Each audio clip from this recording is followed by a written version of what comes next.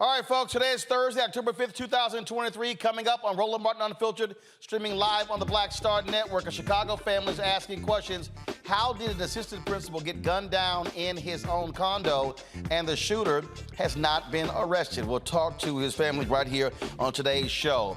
Atlanta's Fearless Fund has gotten a setback in their battle against conservative agitator Ed Bloom, who's trying to shut down black folks from being able to take advantage of economic opportunities in America. We'll talk to one of their leaders. Also, Southern University is doing its part to get black folks voting in Louisiana.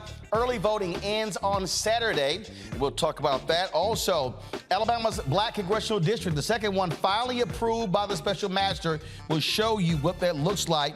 Also, they have arrested this person in connection with the shooting at Morgan State. We'll give you those details. Also, folks, we have been working with McDonald's on their Inspiration Celebration Gospel Tour. We'll kick things off with gospel artist Tim Bowman right here on the Black Star Network. It's time to bring the funk. Let's go.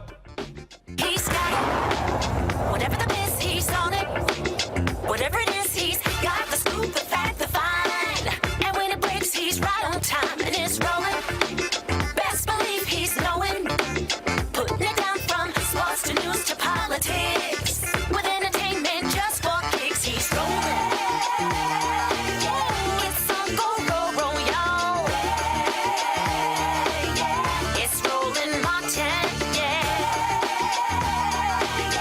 rolling with Roland now. He's funk, he's fresh, he's real, the best, you know he's Roland Martin now.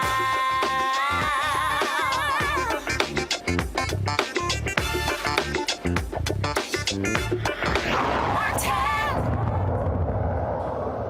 32-year-old Abnerd Joseph is dead, shot and killed by a neighbor in his condo. Took place on September 14th. But why is the killer not in jail? That is the question many people continue to ask. Police said they were called to the condo complex for a disturbance in an argument involving Joseph on the 48th floor. His family says, he says that he and the shooter, they live on the 29th floor. They don't know why he was on the 48th floor. A 45-year-old man, also a resident, was taken into custody for the shooting, but later released without any charges. A police report revealed that the man is a concealed carry license holder. The Cook County Medical Examiner's Office ruled the assistant principal's death a homicide, stating he died from multiple gunshot wounds. He was shot in the chest, abdomen, in the flank, armpit, and ring finger. Abnerd's brother and sister, Jay Charles and Gina Joseph, join me right now. Jay and Gina, sorry for your loss. I gotta ask again, I'm trying to understand, how does a shooting take place in a condo in Chicago and shooter not arrested, not charged? It is as if police are allowing this case just to go away. Yeah, thank you, Roland, for having us on the show. Your guess is as good as mine. We're seeking answers. We don't know how this could have happened and how my brother was murdered, like what led up to the timely death. So that's what we're on the show. That's what we're asking the state's attorney. We're asking the detective, like what actually happened. But as of right now, they said the investigation is still ongoing. Okay, investigation ongoing. Now, again, this has been 3 weeks since this took place. How long had he lived in this complex? About 14 months. 14 months. So he lived there 14 months. The shooting took place on, again, was it the 48th floor? Correct. So in this building, so both of them lived on the 29th floor.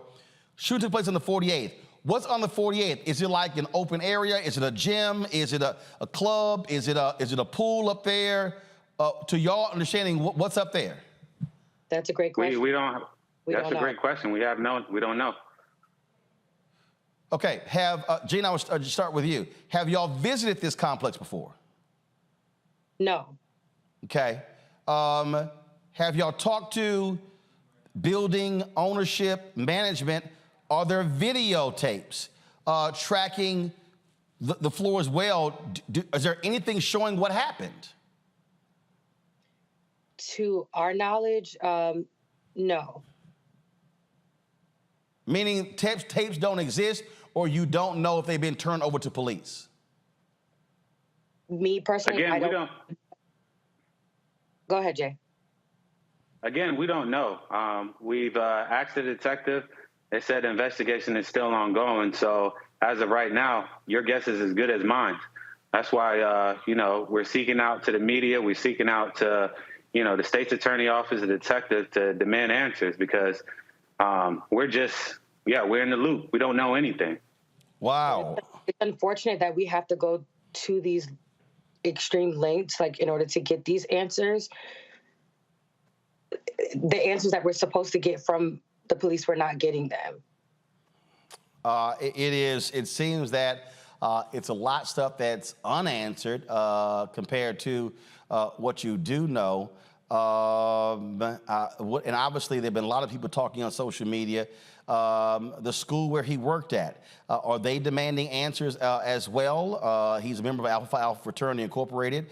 Are the Brothers of Alpha there? Are they also, have y'all been in connection with them for them to also be demanding answers from officials as well?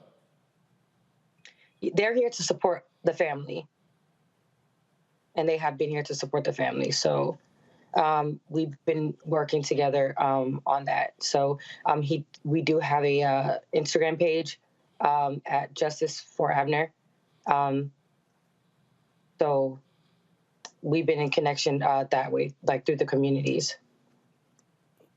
Gotcha. Well, again, it is certainly strange in terms of these details and the lack of detail. So hopefully we will get more information soon, and y'all will get a better handle of what's happening in the case of your brother.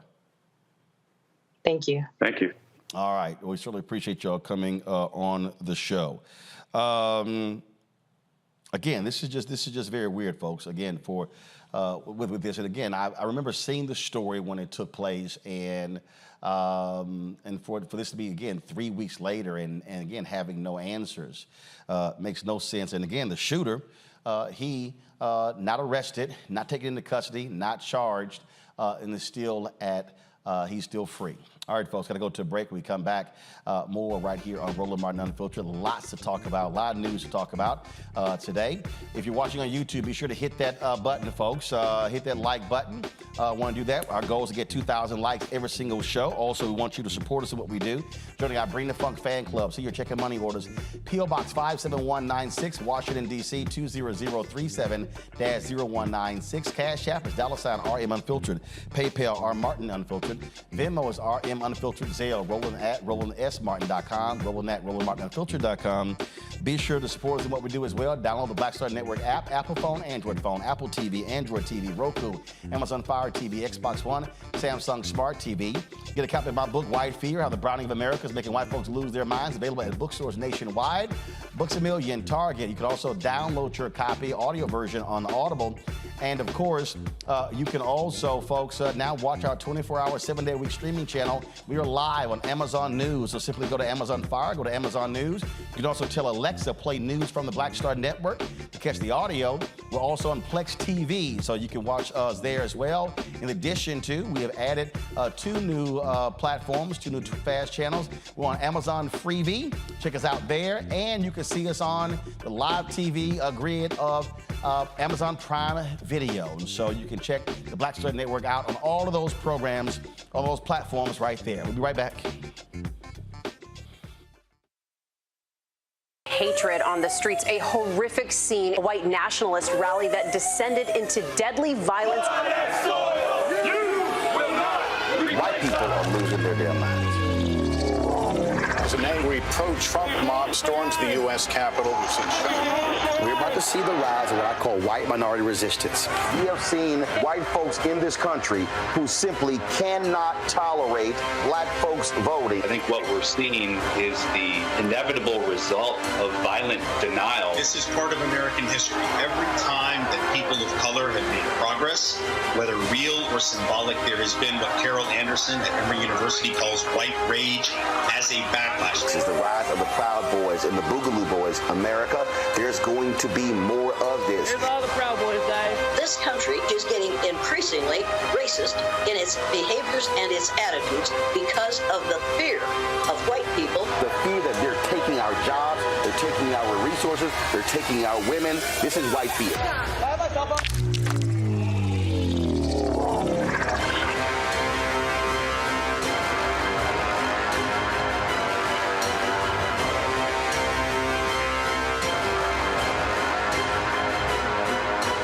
Next on the Black Table with me, Greg Carr.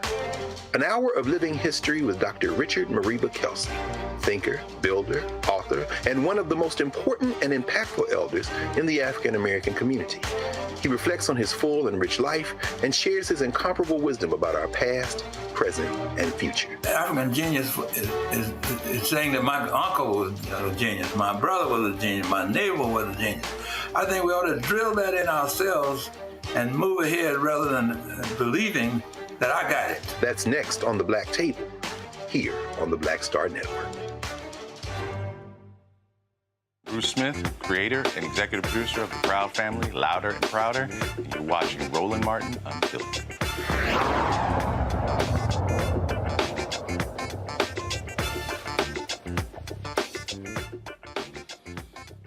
All right, folks, welcome back to Roland Martin Unfiltered on the Black Star Network.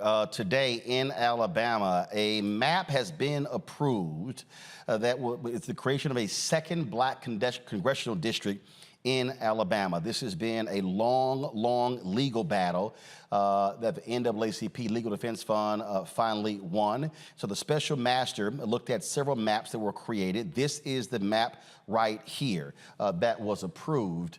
And so you see how they are doing the congressional districts there in Alabama. Now, I can tell you right now, folks, when we talk about racial gerrymandering or political gerrymandering, this is probably one of the most sensible political maps we have ever seen in terms of how they create these maps. Sometimes we've seen some maps that look like, like squiggly lines or etch and sketch how they created it. And so this is created. Now remember, African Americans make up 27% of this state. So many of them were packed into the one congressional district of Congresswoman Terry Sewell. The courts ruled that African Americans were not being treated fairly. And so what this is now going to do, so you look at the number of districts here, you can just count them, 1, 2, 3, 4, 5, 6, 7. So there are 7 congressional seats in Alabama, 6 of them Republican, 1 Democrat. That 1 Democrat is Congresswoman Terry Sewell. So you now are going to get a second black district and the creation of an opportunity district where black voters could play a huge role in the election there. So you could potentially have 4 Republicans, 3 Democrats in the Alabama congressional district that has a direct impact on who controls the United States House. Let's bring in my panel right now. Today's panel, of course, we have Dr. Greg Carr, Department of African American Studies at Howard University. Always glad to have Dr. Carr. Lauren Victoria Burke, Black Press USA out of Arlington. Nicole Porter, Senior Director of Advocacy for the Sentencing Project out of D.C. Glad to have all 3 of you here. Greg, I want to start with you. Again, we talk about political power. Well, folks have to understand this goes beyond just saying, oh, well, it'll be another black member of Congress. We're talking about, again, that person who's in Congress bringing resources back, the people in that district being able to reach their member of Congress for advocacy for any number of issues. This is about power. It's about resources. And so if you go from 6 Republicans to 1 Democrat, you now go from 5 to 2, 4 to 3. That has implications in the state. It has implications in the region and across the country. Yeah, absolutely. And as you've been covering in detail for quite some time now, Roland, this Alabama case, I think there are a couple of things at play in the overarching scheme of the legitimacy of the federal bench, particularly the Supreme Court. What we see is that the ploy to get Brett Kavanaugh back involved in this by the Alabama legislature seems to have failed. And the legitimacy of the court, which should be a concern of this Supreme Court, is something that seems they're walking back a little bit, or at least being a little bit more hesitant. That's one thing. And in terms of political power, sure, absolutely. We see with the razor-thin majority of the Republicans in the federal legislature, this could have huge impact. You've been saying this over and over again. In Louisiana, we know the South Carolina case is going to come before the courts, North Carolina. This is a situation where the Republicans are arguing that these are political gerrymanderies, and the Supreme Court has kind of conceded the field to these white nationalists and said if it's political, we can't do anything about it. But they're so obviously racial that if this trend continues, it could make it very difficult if folks just vote in the same percentages they've been voting before. This coming election cycle, it could be difficult for the Republicans to hold the House. And so this is a major decision today for the court to pick that third map and say, no, these two districts have to look this way. You know, Cole, I remember talking to Reverend Dr. William Barber. We were talking about North Carolina and when they were battling various groups there. And when they sued for racial gerrymandering. The courts agreed. Other groups sued North Carolina for political gerrymandering. And Reverend Barber kept saying, guys, the path to victory is to look at racial gerrymandering. Well, these white progressives, their whole deal was like, well, but if we go big with political gerrymandering, and to Greg's point, what ended up happening? The U.S. Supreme Court said, hey, we don't deal with political issues. That goes up to the states. Well, if you got a Republican Supreme Court, we see what happens there. And so here's a perfect example of people talking about the South will rise again. This is where all of those black people who live in the South, who've been moving back in the South, how we can literally change the politics of the South if we're using the law, suing successfully, but also voting in significant numbers. These don't have to be hard red states. It's true. You know, the states like Alabama, Louisiana, Texas, the demographics don't map on to the political power within the state. So the decision today was the right one. And the decision around racial gerrymandering in other states is the pathway to make sure that Black political representation is genuinely reflected in the electorate in the state. And not just in Congress, but also in state legislatures where so much happens to impact Black lives and Black thriving. So in order to sort of move the conversation forward, guaranteeing the vote for Black residents in Alabama and throughout the South has got to be a priority for pro-democracy groups and to ensure a true democracy in this country. You know, Lauren, again, I take Texas. 61% of Texas are people of color. Yet 61% of the people who vote in elections are white. And we beat this drum constantly. We look at Louisiana, 900,000 eligible, 900,000 Black people in that state who should be voting. You look at the voting numbers, they range anywhere from 20 to 32, 35%. And so when I hear people sit here and say, man, this voting stuff don't make no difference. Yes, you're absolutely correct. Voting doesn't make a difference when you're sitting on your ass and not doing it. Yeah, and well, obviously voter disenfranchisement has been a major strategy throughout history in the South to prevent Black people from voting. I'm sure in Alabama it's no different. Certainly in Florida and Louisiana, Mississippi, that is effectively the policy. Funny thing, in Virginia, it was found out yesterday that a bunch of folks are missing from the voting rolls because the Republicans have figured out some way to also add parole violations as some sort of way to disenfranchise people. So that's being sorted out. But at any rate, in Alabama, what it looks like it will mean is probably two or three African-American representatives from Alabama, which, of course, will extend the power of the Congressional Black Caucus, which is now at 59 with the swearing in of LaFonza Butler this week, and will be at 60 because there was a member who resigned, David Cicilline, in Rhode Island, and there is almost certainly going to be a Black member of Congress coming out of Rhode Island. So anyway, the Black Caucus is going to be somewhere near 63 or 64 or 65, possibly, certainly the biggest in history.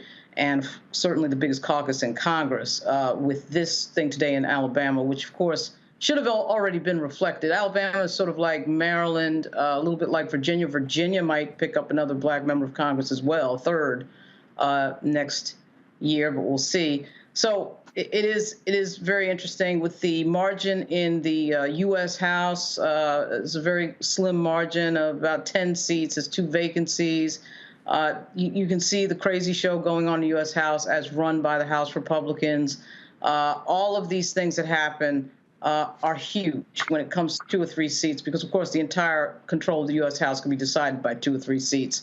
So, you know, when Speaker Pelosi was there, she had a 4-seat margin and still was able to get certain things passed. So we'll see. We'll see what happens with this. This is definitely going to mean, obviously, a pickup for the Democrats. See, the thing from right here, Greg, that is so ridiculously frustrating to me is when you deal with simple Simons who know nothing about chess. As I was driving in, I was talking with a sister, and she was telling me that, I was having a conversation, and these are some folks who are some folks from Caribbean folks and some folks from other places, and they're like, yeah, you know, Roland Martin, he boule, he bougie. And like he's sitting here, he be talking about the Democrats, and I said, here's what they don't understand. Anybody who watches this show and thinks that I am caping for Democrats are stupid, because I'm caping for black people. And what the people out there who are talking about, I might vote for Trump or I'm not gonna vote, the reason they are some simple Simon idiots is because when I say that I'm caping for black people, I am using my brain. I'm sitting here going, okay, let me look at who is available.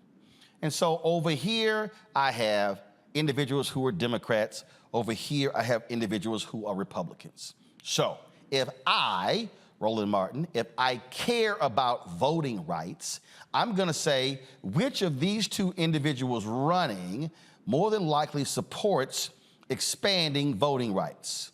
I don't have to flip a coin to know it's 99.8% going to be the Democratic candidate.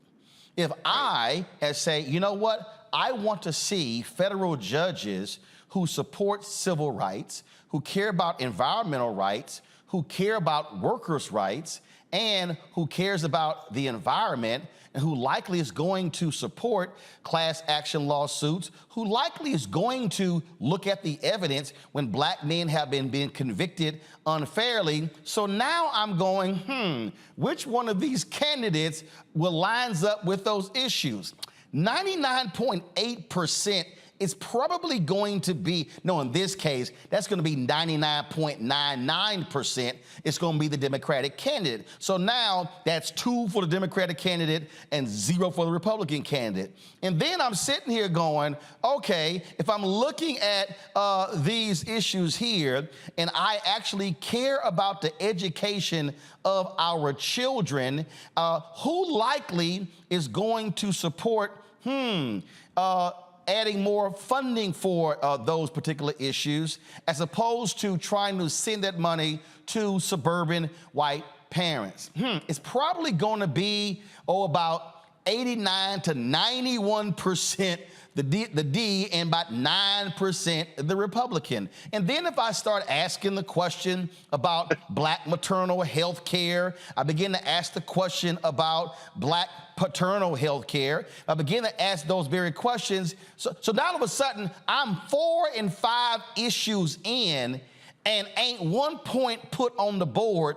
for the Republican candidate. So now again, these are no candidates by name, not personality, not anybody, not anything else.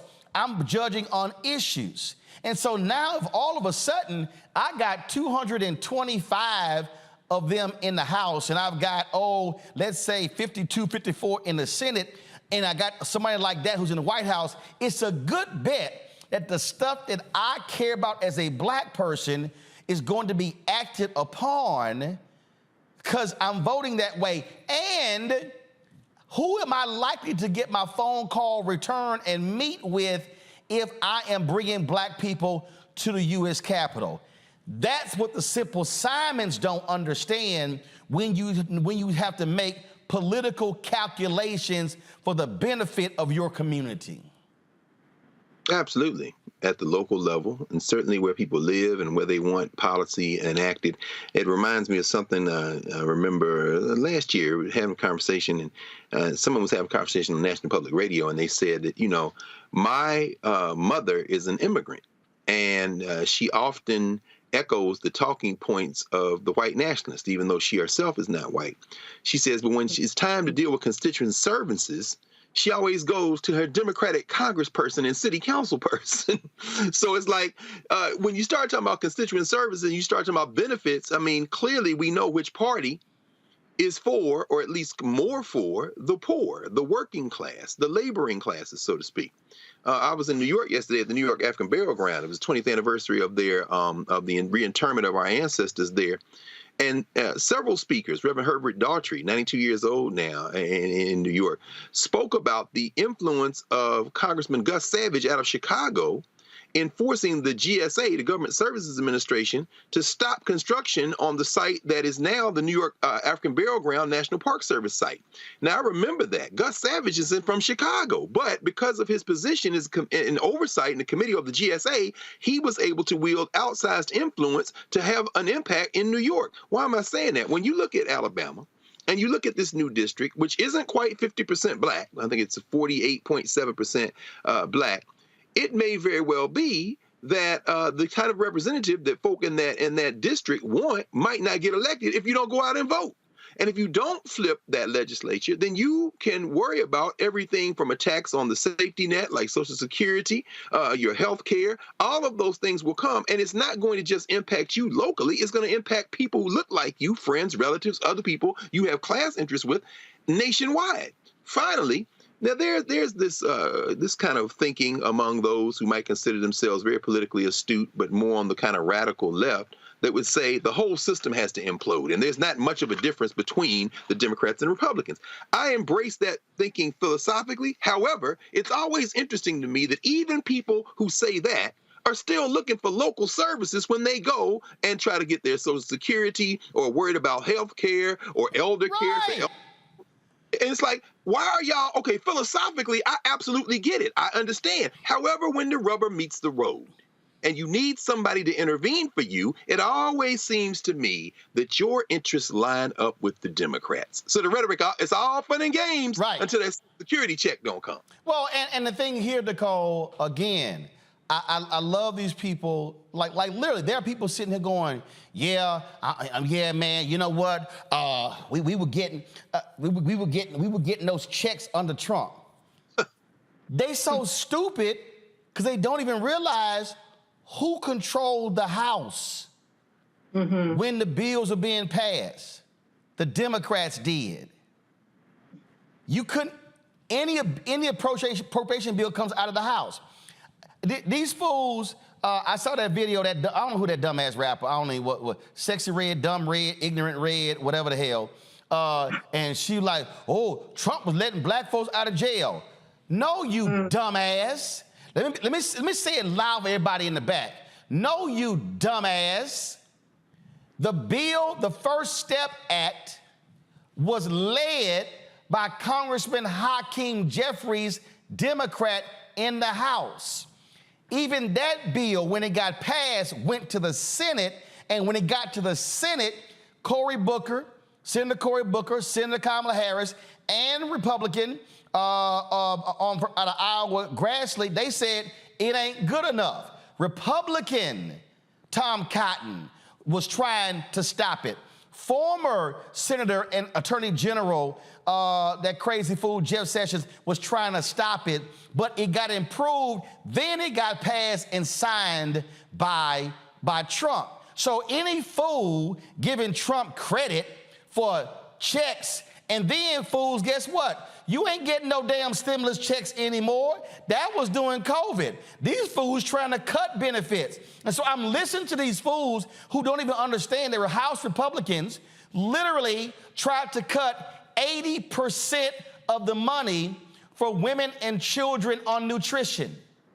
And so I'm going, so you gonna vote for this fool thinking you gonna get some checks when his own MAGA folk trying to cut 80% of the checks more than likely to folks in your neighborhood. That to me is dumb. And last point, how in the hell you running around talking about, thank God that brother who got let out of prison, who didn't commit that robbery, and then you saluting that, but you're gonna vote for the folk who don't want to retest DNA that got the brother out. Listen, during the Trump administration, the fact that the First Step Act passed was good, and there were also people who got out on clemency. But there are a lot of also people who got disappeared into prison during his administration too. And the reality is that the First Step Act didn't go far enough. There are people today who are still locked up who could be released tomorrow if the will was there. So what Rep. Jeffries did and Senator Booker did in their leadership, and they've been champions of criminal justice reform in a variety of ways, as has the Black Caucus. But there's so much work to do. And Trump did his thing with the goal of currying favor with the Black community, with certain folks that he could bring into his fold and who could stand behind him and cape for him during his administration. The reality is that wasn't everybody. That didn't lift up the majority of people who needed to be helped. And anyone who was paying attention should have been following closely the real dynamics of the First Act and the First Step Act and the impact on Black folks in the federal prison system, and then how that impacted folks within the states and at the local level. There were initial steps taken, but there's also a lot more work needed to be done given the nearly 2 million people who are locked up today, disproportionately Black, and how that's impacted in southern states, which have the highest rates of incarceration in the country. So we need to keep pushing. We've continued to partner with Senator Booker, Rep. Jeffries, and other members of the Black Caucus, and more work needs to be done in order to release people who don't need to be in prison today, who were disappeared over 30, 40 years ago. They could be released immediately from the federal prison system if changes were made. The thing here that I always say, Lauren, is I don't want to hear your whining after the fact. I don't want to hear any of your whining after the fact. I don't want to hear you running your mouth. I don't want to hear none of that because this is part of the deal. If you look at, we're going to talk to the Fearless Fund next. Guess what? If you sat on your ass in 2016, then guess what? That's how Trump got to appoint 3 Supreme Court justices. So if you mad with their decision on affirmative action, which then Ed Bloom led, and then they were emboldened with that decision to go after the Fearless Fund, well, guess what? How did that happen? Because he was able to get in and appoint 3 Supreme Court justices. Yeah, it also happened, too, because of a great deal of misinfo and disinfo that was flooding the field in 2016. Yes. A great deal of lying to the electorate, third-party candidates, which looking like we're going to have that issue again on this cycle. People running independent, et cetera, and so on, is really not helpful. I'm not sure there's a whole big piece of evidence out there that people, because some rapper is on Twitter, that people are going to be voting for Donald Trump. I mean, no. It has nothing to do with her. I'm telling you right now. I spend enough time traveling this country. I hear what they are saying, but the sentiment being expressed, the lies that she actually spoke about, other people repeat, and so therefore what she said, I've literally heard non-rappers say, and I'm like, what the hell are you talking about? But they literally are buying a falsehood and are saying, oh yeah, I'm gonna vote for Trump because of this, but I'm like, but you're gonna ignore the other 180,000 issues? Come on now. Well, we have an election in 33 days in the Commonwealth of Virginia. Let's see if evidence is out that some of this messaging is impacting that. Yep. With 120 seats open in the state legislature, I just tend to doubt it. But with regard to Donald Trump, obviously they will have to lean heavily on misinfo and disinfo to get any sizable piece of the black electorate to support them. They did try with another rapper, if you remember, back in 2022, and of course nobody fell for that because it was ridiculous. I don't want us to make the mistake. You're focusing on the rapper. I'm not focusing on the rapper. I'm focusing on the sentiment expressed by the rapper, and I'm saying there are a significant number of people who are either saying, well, yeah, Biden ain't done nothing, he's trash, I'm gonna vote for Trump, or I'm going to sit it out. What I'm saying is we have to also make the point, sitting it out ain't a smart option if you care about these issues. And so that's the thing so it's two things. What are issues you care about? Here's the factual information so you're not walking around sounding stupid. Well, we're a community that rightfully does ask for a lot after 400 years of craziness, right? And I think that what has happened is there's a high level of apathy. I think we have every right to be apathetic and ask what the deliverables will be on a constant basis. I do think that, generally speaking, Joe Biden has done a great job. He has delivered a few things and really pointed to the fence, particularly with his pick for the Supreme Court. Really pointed to the fence and told everybody he was going to do it, and he did it. He put a black woman on the Supreme Court. But I do think that when people do not see a measurable result in their lives economically, they're going to rightfully ask questions. Any smart constituency should be doing that. I don't mind asking questions. But Democrats have to get better at articulating, of course, what it is they're doing, and they're getting a little bit better at that. But what I'm saying is, I'm not going to leave this up to Democrats. What I'm saying is, as black people, when you are engaged in a battle, you have to make decisions that ain't got nothing to do with a Democrat or Republican. And what I'm saying is, we can see the effects of when we don't vote. So what I'm saying is, I get. You say, hey, we haven't seen things get apathetic. I can't be apathetic because what I do know is what can get worse, what can get cut, what can get eliminated. And all I'm saying is I don't want us pissed off after the fact. I'm saying be engaged on the front end. Hold on one second, because we're going to talk about this a little bit more when we show you what the Southern University students are doing. We come back, though, we're going to talk about what's happening with the Fearless Fund, because this is a perfect example. The attack on the Fearless Fund is not solely an attack on the Fearless Fund. It is literally a direct assault on all of Black America. Trust me, it is bigger than them. You're watching Roland Martin Unfiltered on the Black Star Network. All change is not growth. Right. But thoughtful change is real good fertilizer.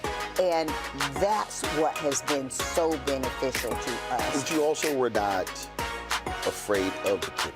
Well, and I'm a black woman in business. Come on, I don't care how I dress up. I don't care who I'm speaking with. I don't care what part of the world I am in. I still am a black woman in business. Being afraid of the pivot, being fearful of change is not what got me here. Respectful of change. Respectful of pivot, yeah. Fearful? No, no.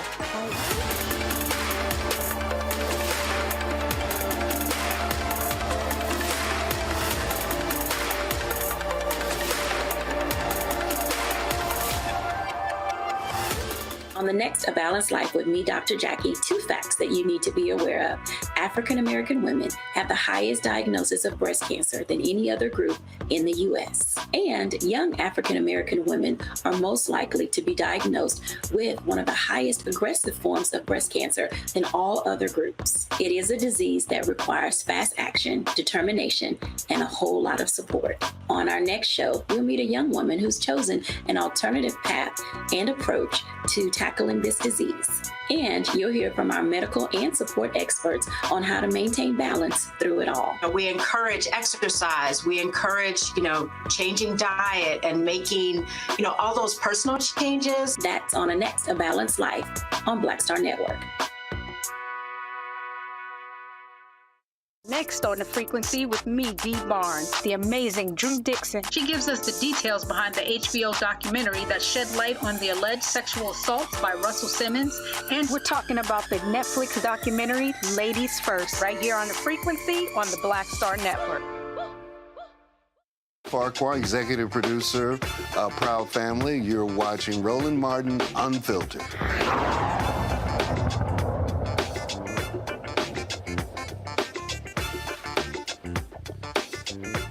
The Atlanta-based Fearless Fund continues their battle against forces who want to shut them down.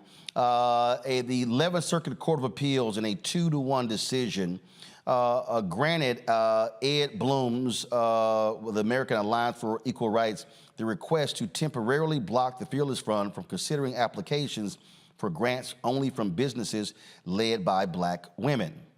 Joining us right now is Arian Simone. She's the CEO of the Fearless Fund, joining us from Atlanta. So let's be clear. We've had y'all on before.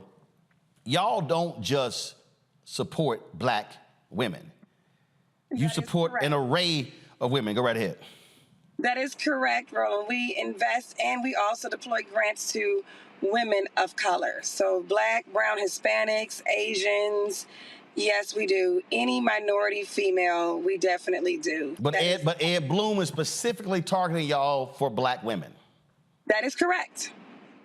And so this appeal court's decision, because what, your grant application, the deadline, was it supposed to start Saturday, was supposed to end Saturday, and because of this now, you can't move forward with the grant application, correct? That is correct. It was supposed to end on September 30th, and we received the ruling from the appellate court on September 30th. How many different people applied for this grant? Oh, I'm not sure as far as demographic-wise how many different people, but we typically get on average every application over 1,000. It's always over 1,000. Right, but that's my whole point. So you had more than 1,000 people apply, which shows you the need. We're talking about $20,000 grants. And what white conservatives like Ed Bloom don't care about, they don't care about the disenfranchisement of African Americans and other women. They don't care about the very few venture capital dollars that actually go to Black folks. They want to attack the economic lifeline of Black America. Yes, this is clearly an attack on our economic progress as a people, as well as the progress post George Floyd. After then, there were a lot of corporations and their DEI programs that deployed money to many organizations such as ours, the Fearless Fund, as well as the Fearless Foundation. And they are trying to reverse that progress. That is correct. And look, y'all have done other media outlets. You've actually been speaking to various groups and have been sounding the alarm. Let's be clear. This attack is the first, you know, if you will, bomb being thrown. They want to go after everything that has been beneficial for the betterment of African Americans. It's not like it's been huge in terms of numbers, but the bottom line is they want to stop even that progress. Yes, that is correct. How should I put it? Because I'm on your Unfiltered show, I normally wouldn't say this other places, but I guess white men feel so oppressed that they feel the need to do this. Even though when we talk about the number of white men that control venture capital funds, we're talking about, and then you look at private equity, we're talking about what, 95, 97%? Oh, yes. It's about 92% in PE and VC. The $62 trillion industry that we work in is majority white men. And those majority white men then invest in majority white startups, which then recirculate that wealth amongst that community. That is correct. Even though the money that they get for the private equity comes from pension funds, and that's a whole lot of money representing Black, Latino, Asian, Native American, and female workers. Oh, yes. Teachers, firefighters, police officers, you name it. So what's next? This holds y'all in place. So what's next for the Fearless Fund? What is next? I can't get too much into legal strategy on here, as well as what the plaintiffs are. But you're appealing this decision. Of course. Yeah. That's without saying. We are carrying this on to victory. Now, how we plan to carry it on to victory, I can't fully get into that, but we are taking this to victory. We are not backing down with this. You don't have to ever worry about that. All right, Arian Simone, we surely appreciate it. Keep up the fight. Thank you so much, and thank you for bringing awareness to this, because it is not about us. We are the lawsuit. We are not the focus. All right. We appreciate it. Thanks a lot. Lauren, I want to go to you again. We spend time on this show sounding the alarm, and we talk about this election. I remember talking about just imploring our people. They're coming after school boards. This is what's going to happen when they come after school boards. They're going to be getting rid of black teachers and black superintendents and changing the curriculum. And then what happened? A lot of people fell asleep. Moms for Liberty, they sat here and ran people. And Steve Bannon was saying, we're coming after the school boards. We're coming after the election boards. We're coming after all of that so we can control it. Folks are like, yeah, we'll see. It's sort of like all these women who were sitting there going, well, you know, I know what they were saying about Roe v. Wade, but I never believed it. What are you talking about? They were telling you we're coming after it. So when somebody is telling you they're coming after it, believe them. Yeah, well, it does seem like that the entirety of the Republican Party's ideology in this era has been about who they can stop from doing something and who they can control from doing something. And it's funny when you ask members of Congress, particularly again in this moment of dysfunction with the Republican Party in the U.S. House, you know, these Republicans like, what are you here for? What are you here for? They're always complaining about the swamp and being in D.C. and not wanting to be in D.C. I remember when Tim Scott first got into the House, that's all he would talk about.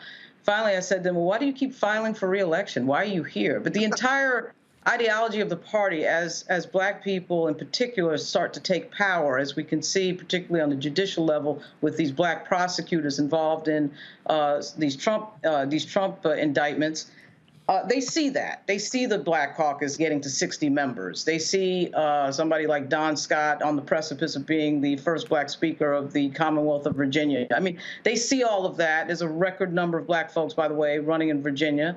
I think that, frankly, to go back to something that Dr. Carr said on the show, they'd rather blow the whole thing up than to see us in charge of anything. I mean, it's sort of like they're not looking to work together or looking for some agreement on issues. And that's a sad thing, because there are a lot of things that can be agreed on that are just sort of bread and butter type things that are not particularly ideological. But instead of doing that, they want to dismantle everything before more black folks get into power. That's what I see, and certainly that was touched off by Barack Obama's election. You know what, Nicole? I don't think they want to dismantle. I think what they're trying to stop is the dismantling. I think what you're looking at here, and again, when you see the attack on affirmative action, and then when you see the attack on economics, they are going after all of the programs that have been created in law firms, in corporate America, in the fellowships, in the scholarships. Because if you cut off the financial lifeline, because then you say, guess what? These black folks can't afford to go to school. So if you have these programs that are paying for education, that are paying for internships, we target those, we can shut the access to them and makes it harder for them. They are trying to prolong the ability of their white children being able to ease into the opportunities, because it's driving them crazy. They now have to compete. Yeah, I mean, it's all in protection, all in service to the white status quo. And it's really trying to attack and undo any remedies in a post-civil rights America really triggered by Obama's election. You know, one of the most ridiculous examples of this is what's happening after marijuana reform in a handful of states. Not just decriminalizing marijuana possession, but actually creating a regulatory system for legalized marijuana and allowing people to have licenses so they can sell it legally. There's all these restrictions on who can obtain those licenses, which disproportionately impact Black residents who want to get into the legal weed market.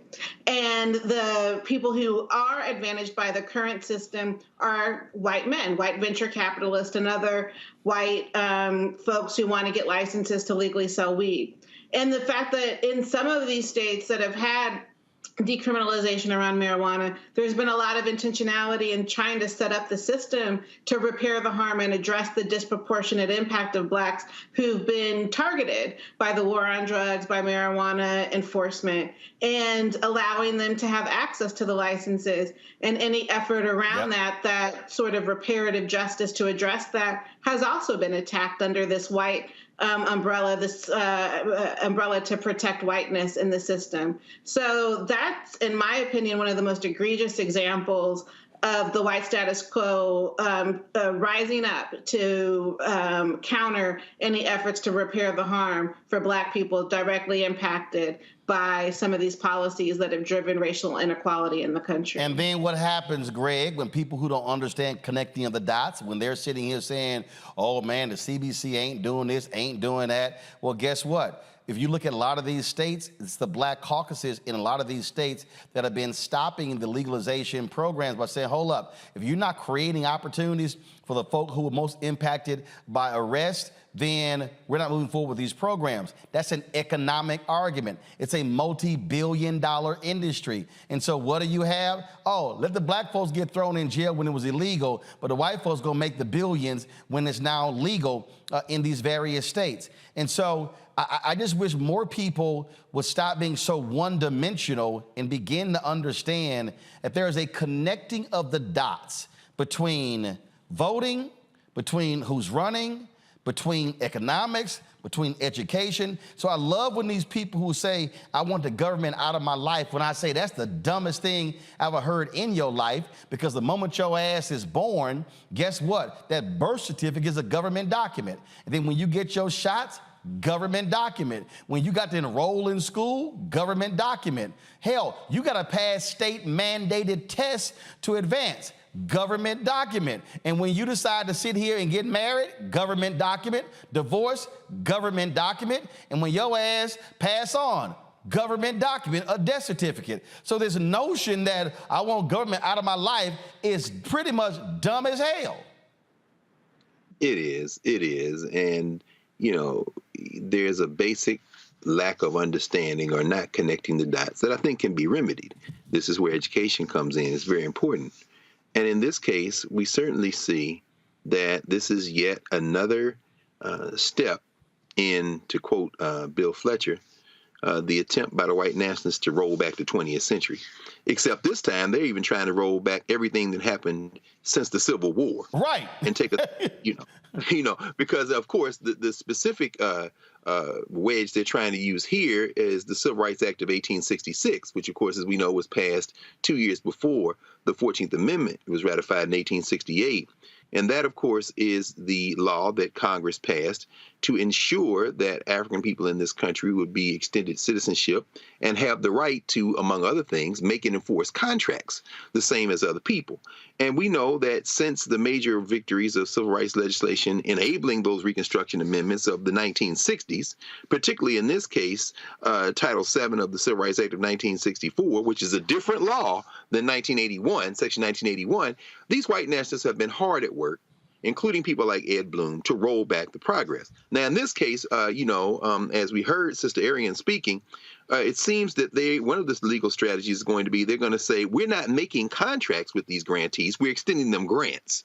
Now, will that be able to be enough to pass the 11th Circuit and the Supreme Court? We'll have to see. But ultimately, what they have done is engage in what Derek Bell used to call in critical race theory, not to be confused with CRT, because people don't know what that is. Derek Bell called it colorblind constitutionalism. In other words, you pretend like you don't know why these laws were passed. Right. Right. They should apply to everybody equal to race. It is a legal fiction, and this is why, finally, as you're always reminding us, Roland, the federal bench matters. All of this can be reversed depending on who is the judge interpreting the statute. That's it. Absolutely. They're trying to literally use laws that were passed to help us against us. That's right. That's what they're trying to do. Just like how John Roberts was so damn stupid trying to say, we can get rid of the Voting Rights Act, Section 4, because things have gone so well for Black people who are voting. Fool, the reason it been going so well is because of the very act. And what happened when they then ruled Section 4 unconstitutional? The white nationalists begin to pass the very laws to roll back that very success. That's why it was there. They were afraid to do those things because the law prevented them from doing so. And so to everybody who's watching, understand, and I'm telling y'all right now, if you are Black and you working in corporate America and you working in mainstream media, if you working in any company out there where they have created programs to increase the availability of African Americans and others in those spaces, they're coming after you. And they're not apologizing. So you might want to buckle up and get ready for the fight. You're watching Roland Martin Unfiltered right here on the Black Star Network.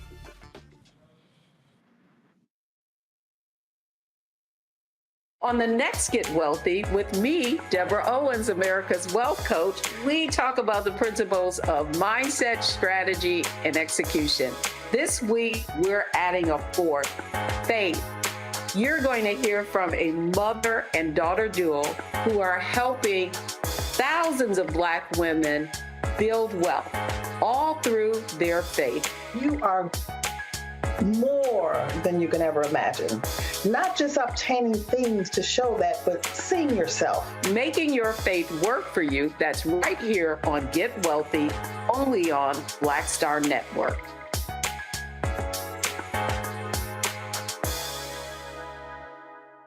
When you talk about blackness and what happens in Black culture, you're about covering these things that matter to us, speaking to our issues and concerns. This is a genuine people-powered movement. There's a lot of stuff that we're not getting. You get it, and you spread the word. We wish to plead our own cause. Too long have others spoken for us. We cannot tell our own story if we can't pay for it. This is about covering us. Invest in Black-owned media. Your dollars matter. We don't have to keep asking them to cover our stuff. So please support us in what we do, folks. We want to hit 2,000 people, $50 this month, raise $100,000. We're behind $100,000, so we want to hit that. Y'all money makes this possible. Check some money orders. Go to P.O. Box 57196, Washington, D.C. 20037-0196. The Cash App is $RM Unfiltered. PayPal is R Martin Unfiltered. Venmo is RM Unfiltered. Zelle is Roland at RolandSMartin.com.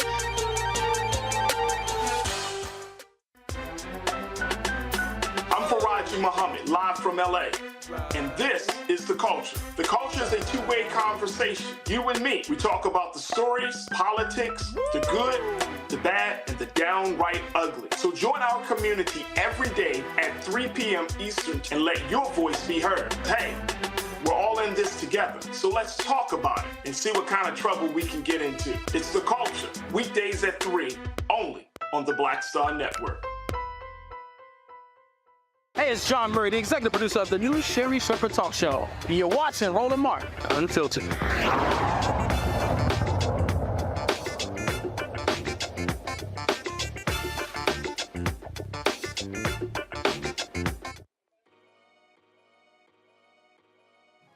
All right, folks, Curl Prep Natural Hair Solutions is an amazing organic two-step curl defining system for women, men, and children. Look at this video, you can judge for yourself. People line up to see this product in action at hair shows. When they take a seat to try it, they don't believe it is their hair. You can buy the products at curlprep.com. It works on all hair types.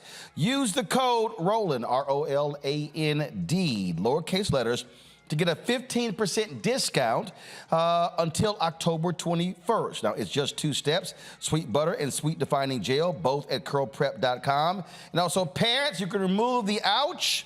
You will love this system because you can comb the product through your child's hair with your fingers. Seasoned Saints are loving the product as well, and the line has products that are great for twists, braids, locks, weaves, even those wigs and extensions. It's all at curlprep.com. Again, use the code ROLAND, R-O-L-A-N-D, lowercase letters to get a 15% discount. That is until October 21st. Trust me, you will not believe it is your hair. Go to curlprep.com. I'll be right back.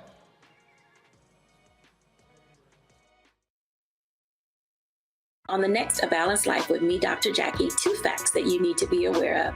African American women have the highest diagnosis of breast cancer than any other group in the U.S. And young African American women are most likely to be diagnosed with one of the highest aggressive forms of breast cancer than all other groups. It is a disease that requires fast action, determination, and a whole lot of support. On our next show, we'll meet a young woman who's chosen an alternative path and approach to tackling this disease. And you'll hear from our medical and support experts on how to maintain balance through it all. We encourage exercise. We encourage, changing diet and making, all those personal changes. That's on the next A Balanced Life on Black Star Network.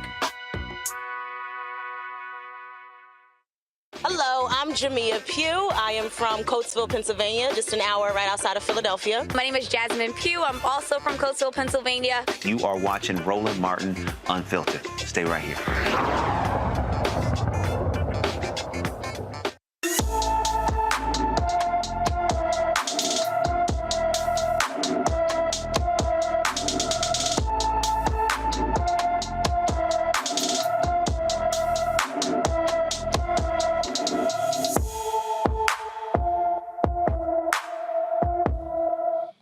The Huntsville, Alabama Police Department issued an emergency missing child alert for Jamarius Logan, who was last seen on September 25th.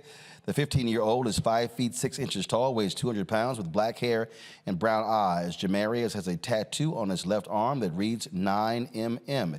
He was last seen wearing gray sweatpants, a blue hoodie, and a black and white Jordan shoes. Anyone with information about Jamarius Logan is urged to call the Huntsville, Alabama Police Department at 256-924-1778, 256-924-1778. Folks, Morgan State University has canceled all homecoming activities this weekend, plus classes, as they continue to search for the individual or individuals responsible for a shooting on campus that left 5 people injured. Of course, police have released a video asking the public to help identify these individuals of interest. Investigators believe there was a dispute between 2 groups when gunfire erupted near a university dorm. At least 3 people were believed to have been armed. 4 men and 1 woman between 18 and 22 were shot and hospitalized with non-life-threatening wounds. Classes are going to resume on Monday. Now, Bowie State, they are having their homecoming as well, and so what they have done is they have increased security on their campus as a result of the shooting at Morgan State. Bowie State's police chief released a statement saying, "Our hearts go out to the Morgan State University community. We understand that law enforcement is ongoing. There's going to be an event probably every day where we have to adjust and to change. They're going to be deploying armed and unarmed officers on campus. Security teams at Bowie State also will be out on bikes and have walking beats, as well as have metal detectors and security wands at homecoming events. They also going to be upgrading their security cameras, and more lights are going to be installed in dark areas around campus." This right here clearly is the reality that our universities are going to have to deal with, Nicole. And look, this is not somehow unique to HBCUs. We've seen these shootings take place on other campuses.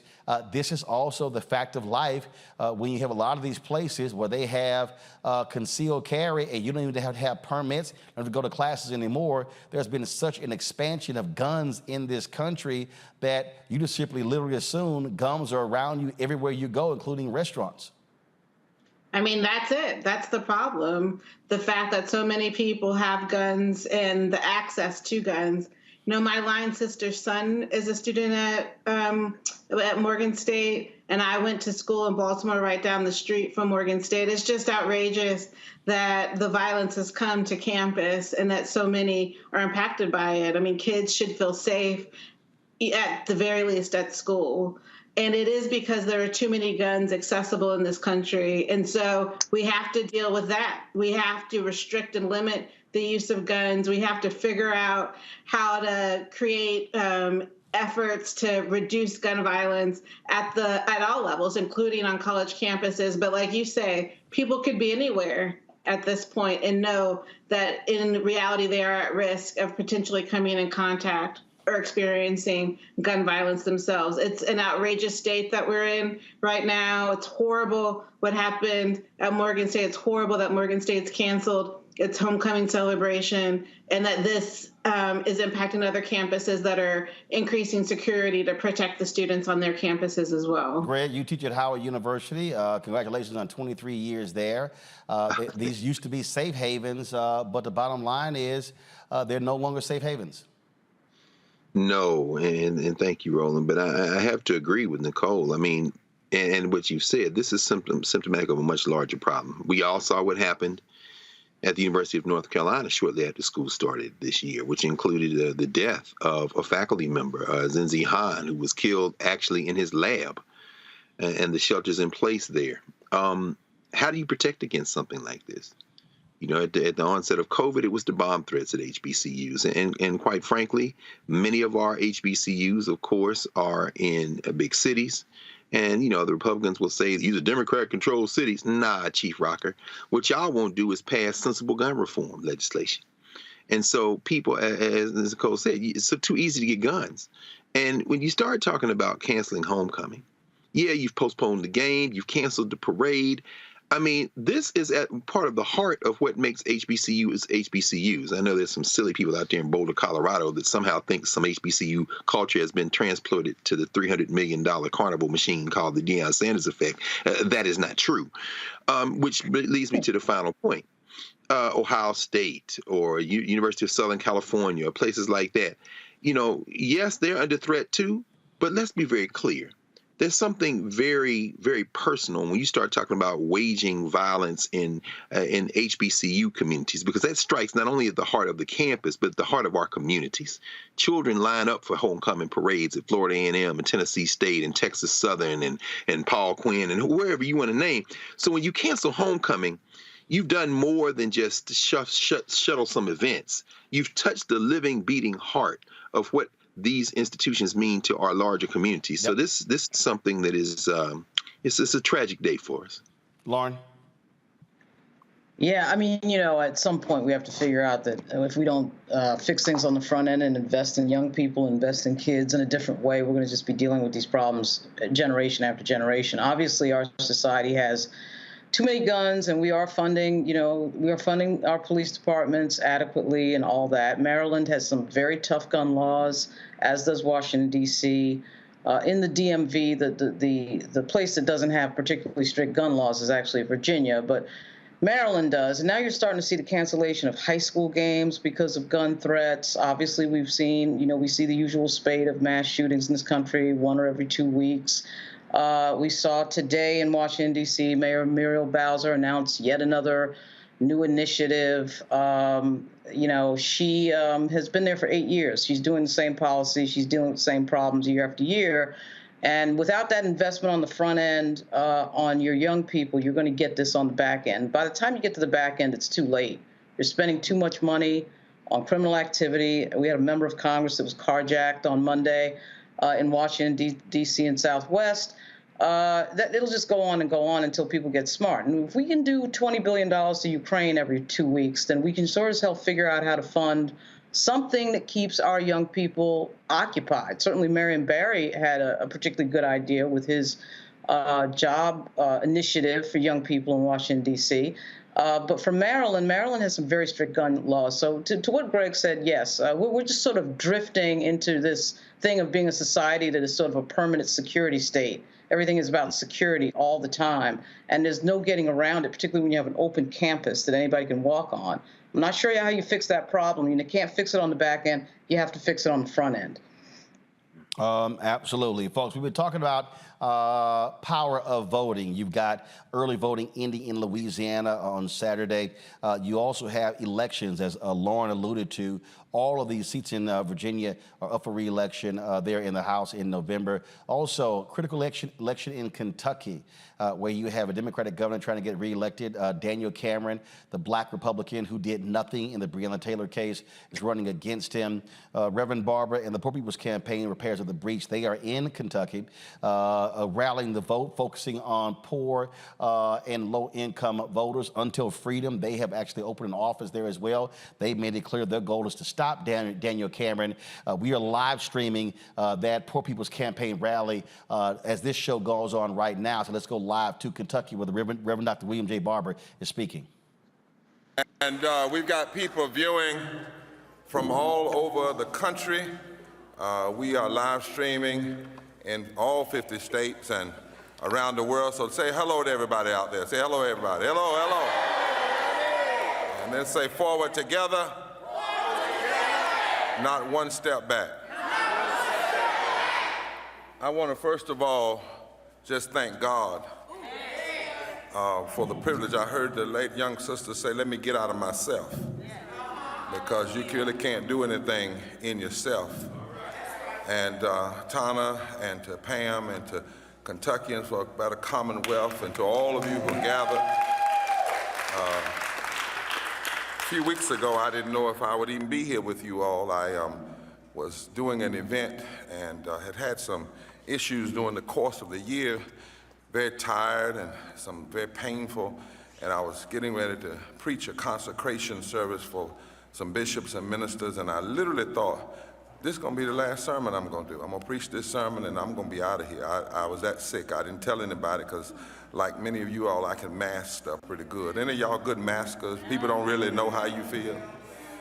And long story short, they put me in the hospital afterwards.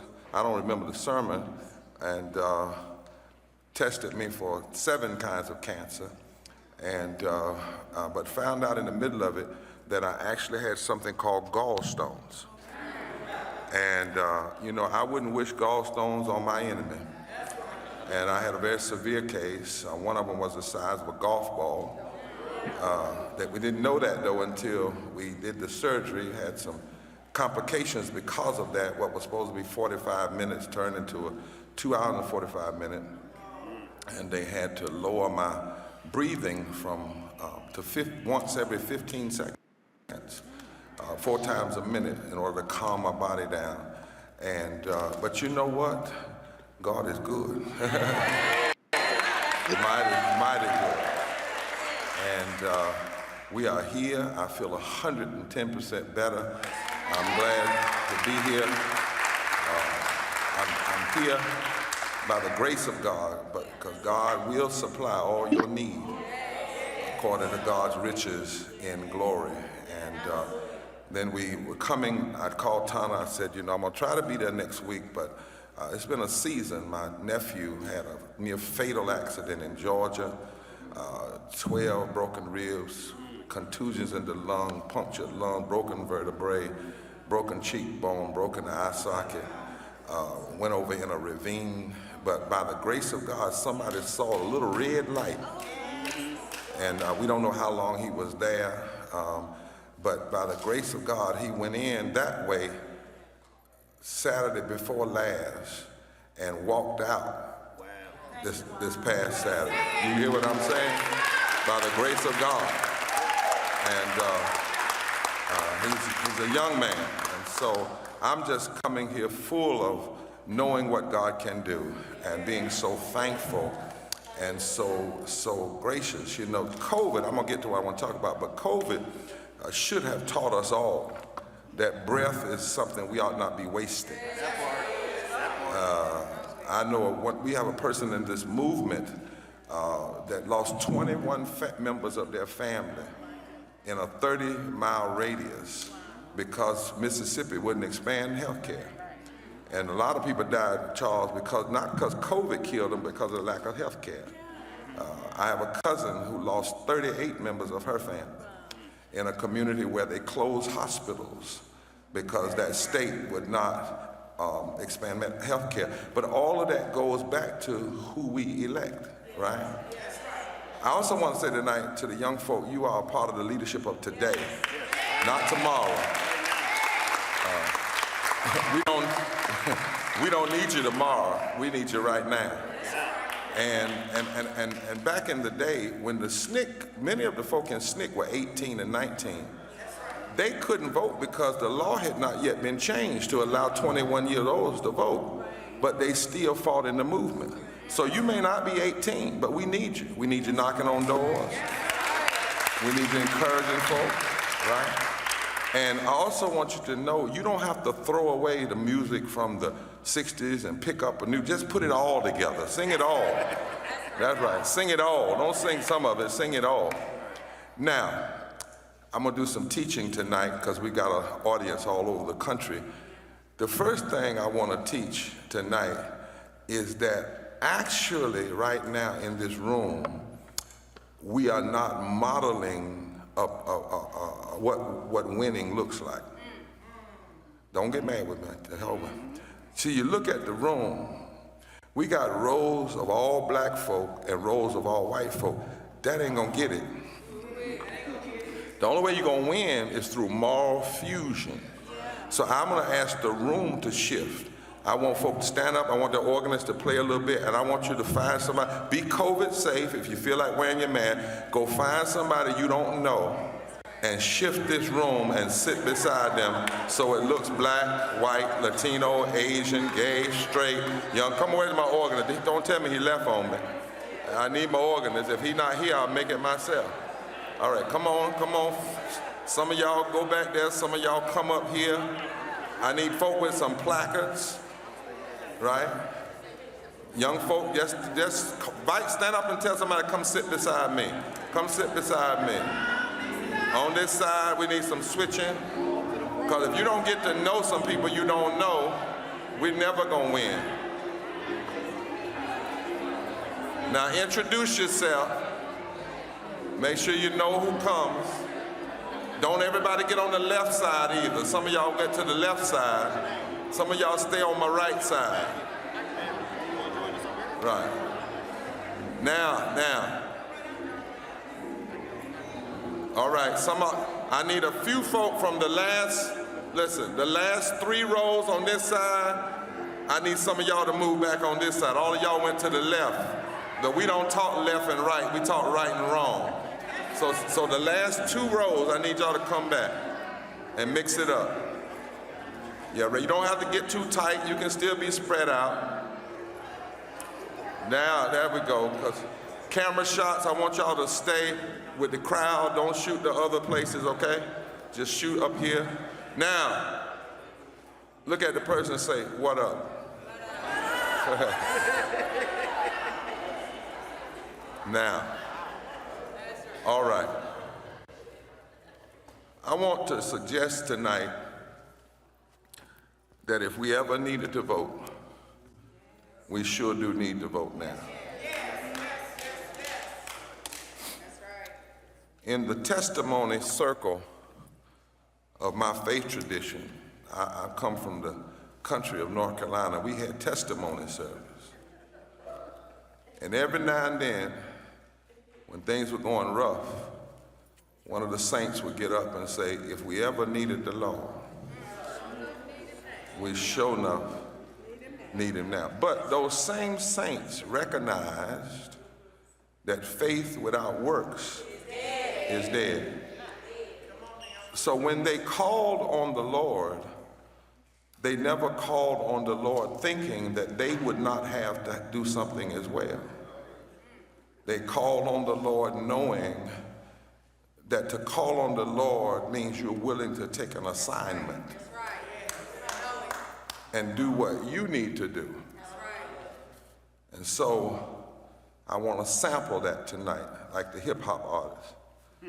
If we ever needed to vote, we sure do. Now, you got to say it right. We sure do need to vote now. For us, the right to vote is not just a constitutional matter, but a fight born out of struggle and sacrifice. It's a gift, actually. It's a gift from God. It's a gift of the God of justice. 2,600 years ago, God had his prophets to say to every nation, if you want to please God, you have to do justice and love mercy and walk humbly before God. And that admonition was especially to those who hold office, who have power. And 2,000 years ago, God had his son say that when it comes to politics and it comes to public policy, the issue is what does a politician, what does a government do for the least of these? That really the truth is public policy must be judged from the bottom up. Eric, I know I'm messing with your mic, I'm sorry. From the bottom up, Tana and Pam, not from the top down. Now think about where we are in time for a moment, and you'll understand just by the history I'm getting ready to share with you why, if we ever needed to vote, we sure do need to vote now. Here we are today, 404 years since the first ship landed in Virginia, bringing slaves. Here we are, 233 years ago, when Crispus Attucks was the first African American and one of the first people to die fighting for this country, while at the same time people who looked like him were being considered slaves. Here we are tonight. Tonight we sit here 247 years since the signing of the Declaration of Independence, which says that everybody has an inalienable right to life, liberty, and the pursuit of happiness. And inalienable means it is God-given. It's a part of natural law. It comes with the package of being born, inalienable. But inalienable also means you can't give it away. Because if you give away life, liberty, and the pursuit of happiness, then you are basically saying that you have decided that the oppressor is your God. Here we are, 230 years since the Constitution was drafted. Here we are, 236 years when people of ebony hue were fractionized in that Constitution and considered to be 3/5 of a person. Here we are, 194 years since Mexico outlawed slavery, and 88 years since Texas and America revolted against Mexico because they wanted to keep their slaves. Be careful how you talk about Latinos and folk coming from Mexico. You need to know the real history. California was Mexico. Texas was Mexico. New Mexico was Mexico. Arizona was Mexico. You got to know about the Louisiana Purchase. You got to know about what was stolen, because when the folk are trying to come here, they're not trying to come to our home, they're trying to come back home. They are Americans, South Americans, but still Americans. And much of the reason that they are fleeing is because of policies that America engaged in that made Guatemala and other places so bad. Here we are, 174 years since Harriet Tubman escaped slavery. And since Harriet Tubman went back to get people out of slavery, and when she did, 100 and some odd years ago, Harriet Tubman said, now, if you go with me, you're gonna be free. Either one way or the other, you're gonna walk with me to Philadelphia, you're gonna walk with me to Canada, or I'm gonna use this .38 pistol and send you home, but you're not gonna go back to slavery. Yeah, that was Harriet. Here we are, somebody say, here we are. 171 years since Frederick Douglass actually delivered a 4th of July speech where he said that the celebrating independence in America was fraud, bombast, and hypocrisy until America did right by the sons and daughters of slaves. Here we are. Tonight, 160 years since the signing of the Emancipation Proclamation that did not free the slaves, freed all of the slaves in states of rebellion. So if the states had just stopped rebelling, they could have kept their slaves, but they couldn't help it. Here we are, 158 years since the end of the Civil War. Here we are, 156 years since the 14th Amendment that declared that every person, not every American, but every person has a right to equal protection under the law. In other words, the 14th Amendment says if you are inside these borders, you don't have to be, quote unquote, a citizen. If you are inside of these borders, you have a right to equal protection under the law. Here we are. 158 years since slavery was outlawed constitutionally. The 13th Amendment was passed December 6, 1865, a day we ought to remember, December 6th. December 6th. And slavery was outlawed, but all the states didn't ratify it. And we're the only people that have ever had to have the Constitution say we ought not be slaves. Here we are 153 years since the ratification of the 15th Amendment that protected voting rights for men, black men and white men, because originally when the Constitution was written, if you were not a male who owned land, you couldn't vote. So women were left out, Indians were left out, black men were left out, black women were left out. Here we are 125 years since the riots in Wilmington, North Carolina in 1898, where literally there was a coup d'etat that took over and declared that this is how we run people out of office. So when you see January 6th, you need to understand January 6th is not the first time that America has ever seen what we've saw. Here we are 115 years after the Springfield riots. Here we are 114 years since the Niagara movement, which became the NAACP. Now, the sister said I was the president of the NAACP. True, but what I'd like you to know is I am the graduate of 15 arrests. I'm a member of the Poor People's Campaign. I've been a pastor for 30 years, right? But here we are 114 years since the Niagara movement came together, that became the NAACP, and only 7 of the members were black. When the NAACP was founded, it was a majority white organization, the descendants of former abolitionists who recognized that they had to stand against racism. Here we are 88 years since the New Deal. Things like minimum wage and Social Security, and 88 years since corporate folks said, we don't want that, and they've been fighting it ever since. And the number one way they've been fighting it is every time they can, they cry about tax cuts. That's what they said to Roosevelt, we can't afford it. Here we are, 85 years since the Fair Labor Standard Act. Are y'all going with me?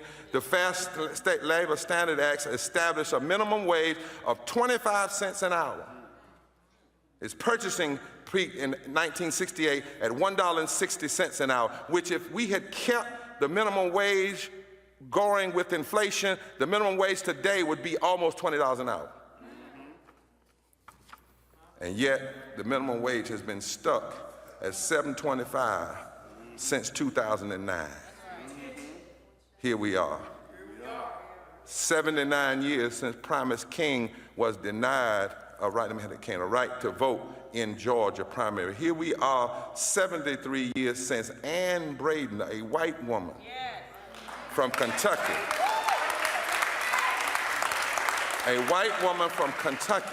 spearheaded the desegregation of hospitals in Kentucky. She got arrested in 1951. And she led a delegation of Southern white women to organize the Civil Rights Congress to Mississippi to protest the execution of Willie McGee. Don't you ever think that the only folk that have ever fought for the release and freedom and deliverance of black folk have been black folk. Here we are. 69 years since Brown versus Board of Education overturned Plessy versus Ferguson. Folks, if you want to actually see the rest of that, we are live streaming this on the Black Star Network. It's a second feed we have on our YouTube channel. You can go to Black Star Network app to actually see this. Those of you who are watching on Amazon News, Freevee, Prime Video, or Plex TV, again, go to the Black Star Network app or go to our YouTube channel to see that feed. I want to go to our panel. Nicole, I want to start with you. One of the things that I think is critically important, and you hear Reverend Barber does this all the time. He walks folks through the history so folk can understand that it's not about hooping and hollering and just getting folks excited. What he's doing, he's trying to teach people to understand that there's a long history here when it comes to fighting for voting rights and fighting for the issues that matter to poor and low-income folk. Yeah, absolutely. And I think really that's at the root of the Black community is fighting for our rights, and then actually opening up the conversation so that everybody's liberation is included in that. And what's really important to think about in Kentucky is that if the wrong person wins, there are going to be real impacts on the electorate, particularly the Black electorate, given the executive order that Governor Beshear issued when he got into office to expand voting rights to people with felony convictions who've completed their sentence in the state. So that's literally at risk if Cameron wins election. That's happened before in Kentucky when a voter suppressive governor followed a pro-democracy governor and rescinded an executive order stripping the voting rights of people living with felony convictions in the state.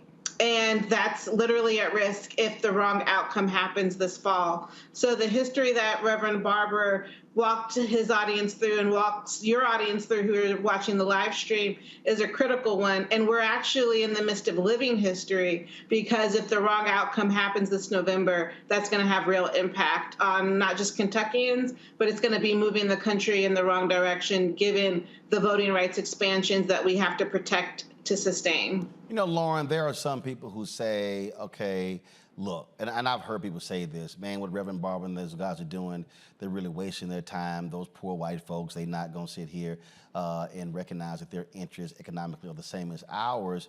But here's the deal. If you don't actually make the effort to walk folk through, they'll never understand. You know, I used to always say to even President Obama, look, man, stop going to the suburbs of Ohio and Maryland and Virginia touting the Affordable Care Act. Go to the brokest, whitest, sickest, reddest parts of this country and tell them I passed this law for y'all because y'all are broke and y'all sick. And then you should be asking your U.S. senators, where are you? You got a governor's race in Mississippi right now, and again, Democrats love to avoid these states. You know what? To me, this is one of the opportunities where President Biden or send Vice President Kamala Harris down there and literally look them in the eyes and say, let's be real clear. Your Republican governor keeps ignoring Medicaid expansion. Y'all are dying. Y'all sitting here led that law that led to the Dobbs decision, but guess what? You got OBGYNs who are leaving your state. See, if you don't explain to the folk how bad their situation is, they'll believe in the other side who are painting this rosy-ass picture when it's grim in a lot of these red states when it comes to their health, their education, and their money. Yeah, they're still getting them with the whole Lee Atwater. They're really getting them with the sort of Southern strategy attempt to make it, seem as if anything that you're doing or anything related to any policy that helps anyone African-American, you should not be having anything to do with. The Republicans get everybody on that. And when you do look at some of these poor states, the other day I was on Capitol Hill and I ran into Hal Rogers, who represents Kentucky in one of the poorest districts in the United States. And Kentucky, of course, is also represented by Mitch McConnell.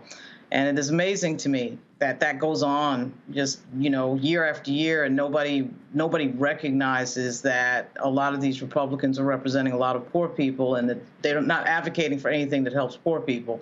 One of the other things that is interesting about Reverend Barber is that, the idea that he's trying to build a diverse ethnic coalition and trying to get black folks and white folks together politically. The last time I heard anyone consistently talk like that was actually John Lewis. Nobody really talks like that anymore. Like, nobody actually says, okay, well, let's build that a coalition of black folks and white folks together working for the same thing, because there's a lot of commonality, but of course the media makes money off of conflict oftentimes, and that we're sort of always in disagreement and all that, but it's on the ground reality is quite different. The day-to-day reality is quite different.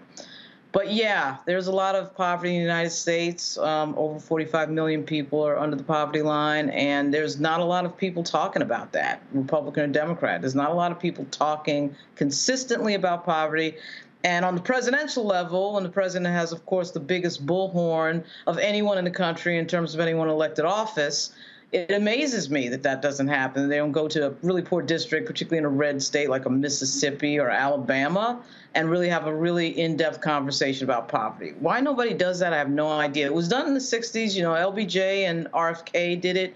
I'm not sure why it doesn't happen today. It makes no political sense. I do. I mean, the reason that's the case, Greg, is because what these candidates always want to say is middle class, middle class, middle class. Because if they talk about the poor in the minds of the middle class and upper middle class voters, oh, here you go with handouts. You're trying to help all those poor broke people. That's why they don't talk about them.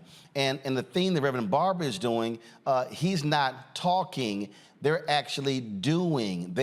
So when they have these events, they literally are teaching people. They're organizing, mobilizing. They don't have, the Poor People's Campaign, Repairs of the Breach, they don't have any events where they are not collecting data. You heard when he said we are live streaming this to all 50 states. Of course, they reached out to us. We're streaming it on the Black Star Network. But what they do is they are linking to other pages as well. They are all about how do we actually build a movement. One of the greatest mistakes that I've always had, I used to, every time black civil rights leaders would hit me about an event, I would go, y'all collecting data? Who's gonna be there? Okay, so who's showing up? Are you getting names, addresses, phone numbers, emails, social media? What are you actually getting? And that's always the mistake. Having an event just to have an event doesn't do anything. So if 400 or 500 folks show up, then when you need people to move on City Hall and move on the school board and move on the county commission, you now have a database to actually build from. And so that's why I think it's crucial that what they are doing, they are truly organizing and mobilizing. They are, Roland, and that's slow work. It's difficult work. It requires you to be human in the world with other human beings. It's not sexy. And it takes full spectrum work.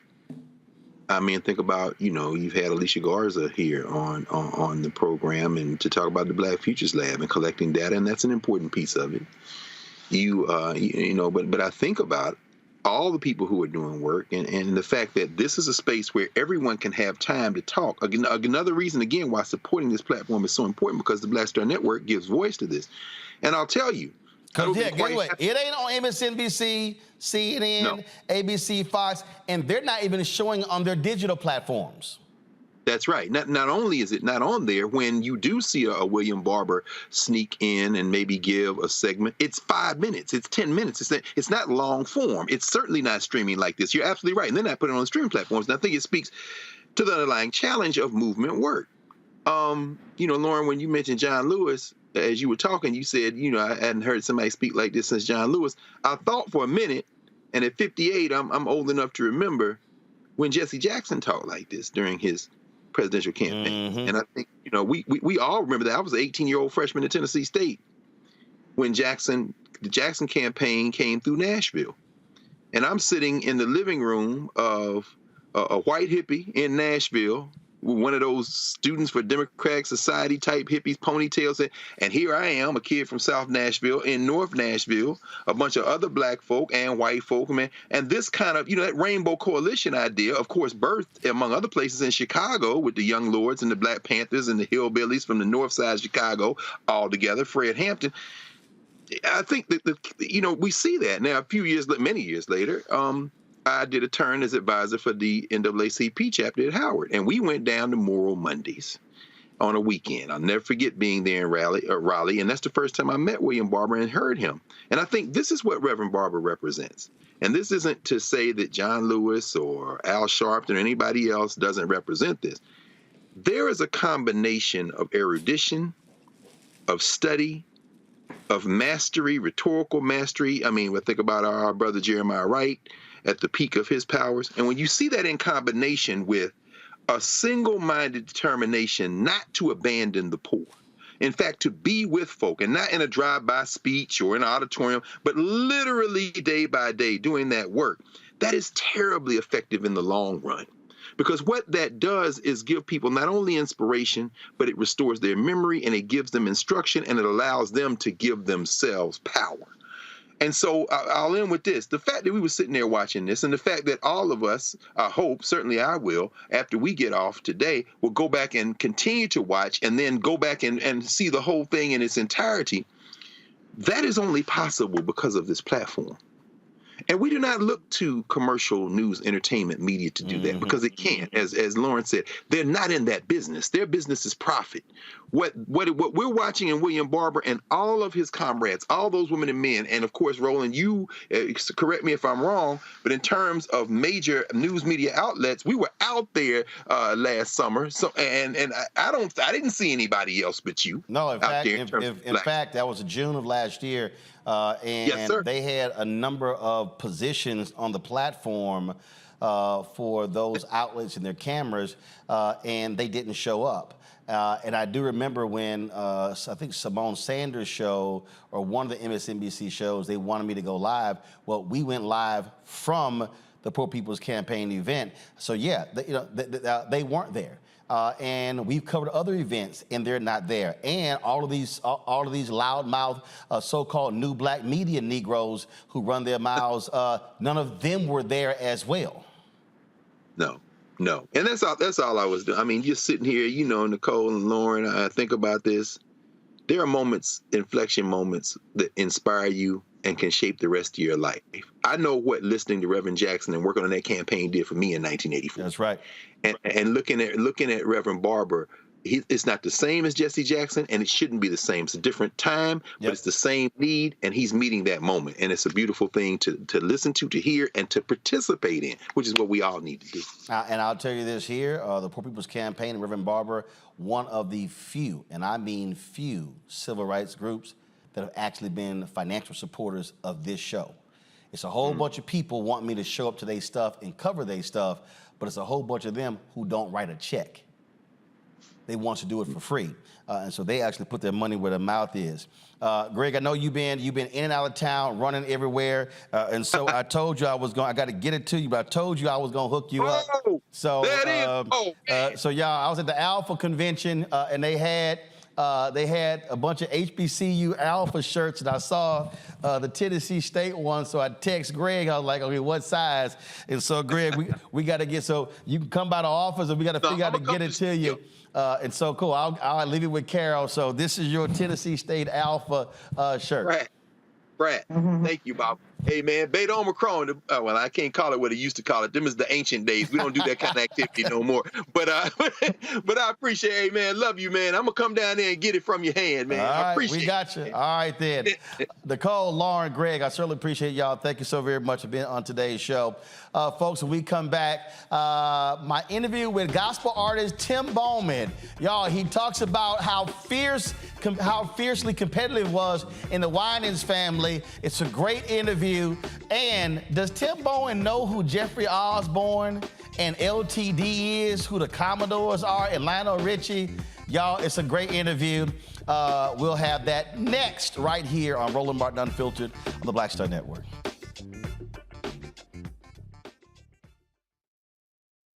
Coming up next on The Frequency, right here on the Black Star Network, Shanita Hubbard. We're talking about the ride or die chick. We're breaking it down. The stereotype of the strong black woman. Some of us are operating with it as if it's a badge of honor. Like, you even hear black women like aspiring to be this ride or die chick, aspiring to be this strong black woman trope at their own expense. Next on The Frequency, right here on the Black Star Network. When you talk about blackness and what happens in black culture, we're about covering these things that matter to us, speaking to our issues and concerns. This is a genuine people-powered movement. There's a lot of stuff that we're not getting. You get it, and you spread the word. We wish to plead our own cause. Too long have others spoken for us. We cannot tell our own story if we can't pay for it. This is about covering us. Invest in black-owned media. Your dollars matter.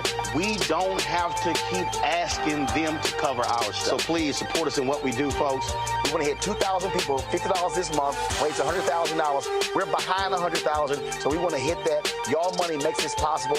Checks and money orders go to P.O. Box 57196, Washington, D.C. 20037-0196. The Cash App is $RM Unfiltered. PayPal is R Martin Unfiltered.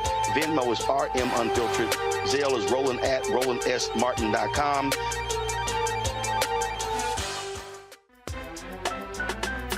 I'm Faraji Muhammad, live from LA.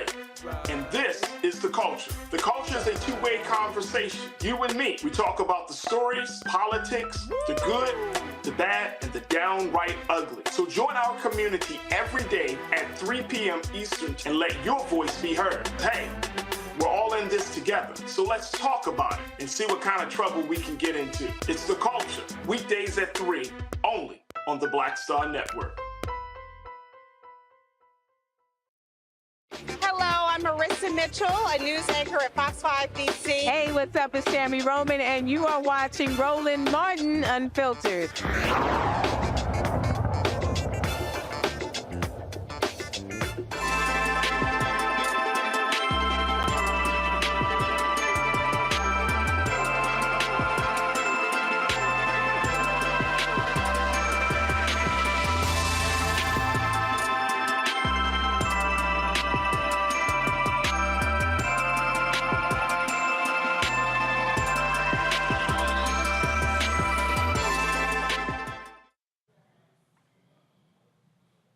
Folks, we are the Black Star Network. We are proud to partner with McDonald's and their Inspiration Celebration Gospel Tour, a 6-city tour. It kicked off in Chicago at the House of Hope, and then they were at the Fox Theater in Detroit. Tomorrow night in Philadelphia, they will have the concert there as well. It is an amazing lineup of artists: Hezekiah Walker, Anthony Brown, Sir the Baptist, Bree Babineau. You got the Walls family. You got Doe. You've got, who am I missing, y'all? You got Mike Tease. You've got, I mean, just unbelievable. But also Tim Bowman Jr. He is a member of the gospel royalty, the Winans family. And so we went to Chicago. We sat down and talked with all of the different artists. A great conversation with all of them. And so we're going to be running these interviews over the next couple of months. Again, they're going to be in Philadelphia Friday, October 6th. Then they're going to be in Atlanta, October 20th, and on to Dallas, and ended in December in Jackson, Mississippi. And so you see tomorrow they're at the Mann Center at 5201 Parkside Avenue. Tickets are free for this tour. All you got to do is go to blackandpositivelygolden.com, blackandpositivelygolden.com to get your tickets. And so we kick things off with gospel artist Tim Bowman Jr. Hope you enjoy. Hands together for this Grammy Award nominee, Tim Bowman Jr.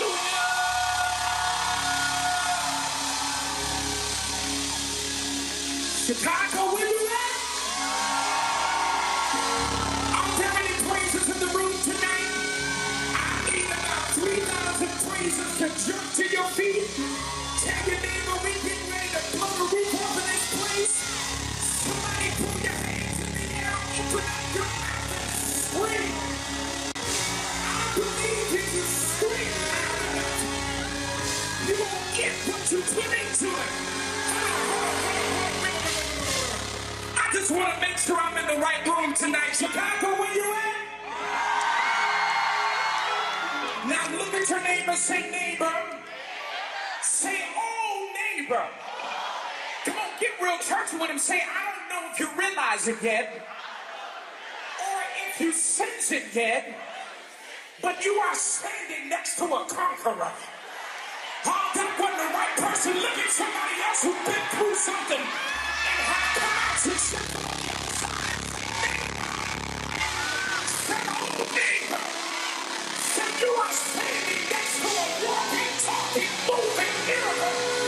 Because if I can lift your hands and praise him after the last 3 My question to you tonight, Chicago. Is there anybody here that loves Jesus? Tim, how you doing? I am fantastic. Good to see you. First of all, you probably had no choice but to be doing music. You know, that's pretty much my story. But my family is, they're savages. Well, a lot of the black generation from that era, they just didn't play. Right. So, like, I'm looking at, like, I got 3 babies. Right. And it's encouraged that whether they sound good or whether they sound bad, you just say, oh, they're so cute. When I grew up, now, Vicky, Marvin, Cece, my dad, it was like, if it wasn't good, go back and I can't deal with participation people. I can't. In my family, my mom, all her sisters sang, the Catholic church I grew up in, the Black Catholic church, the whole choir was our family. You couldn't sing, you played instruments.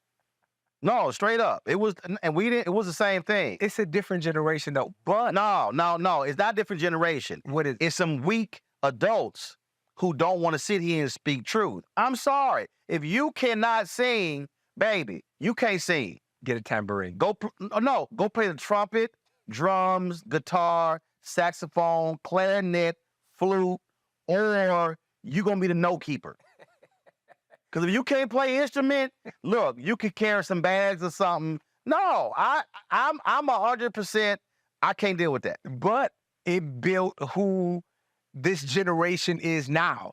Like, if it wasn't for that kind of teaching that you grew up, I promise you I wouldn't be sitting here right now. Yeah, if you bad, you bad. You bad. I don't, to me, that, I'm telling you, that's everything. Look, I got to hire people.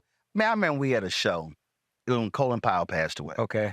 And I had a booker, and she was like, oh my God, that was a great show. You should bring donuts in tomorrow. I was like, you know what, 15 people on the show, you only booked 2 of them. The other 13, I gave you the phone numbers. So it ain't like you had a great show booking guests. I'm literally sitting in front of my uncle right now. And I feel like I ain't bringing no donuts in tomorrow. Now, if we had 15 guests and you booked 13 of them, now got them. Yo, great job. But maybe she needed some encouragement. Buy your own cupcakes or donuts. I can't. No, that really does bother me because I fundamentally believe that when folk don't give you the hardcore truth, when you come up against a real situation, you have a false sense of belief. Yep. And it's like, I don't understand what's going on. Well, because you really can't sing. That's good. No, and it'll make you. I'm telling you, self-awareness is so key in this business. And with the advent of social media, it's so many people, I say, that are a mile wide and an inch deep. Yeah. Kathy Hughes has a phrase, she call it, you ain't deeper than mustard on a hot dog. What?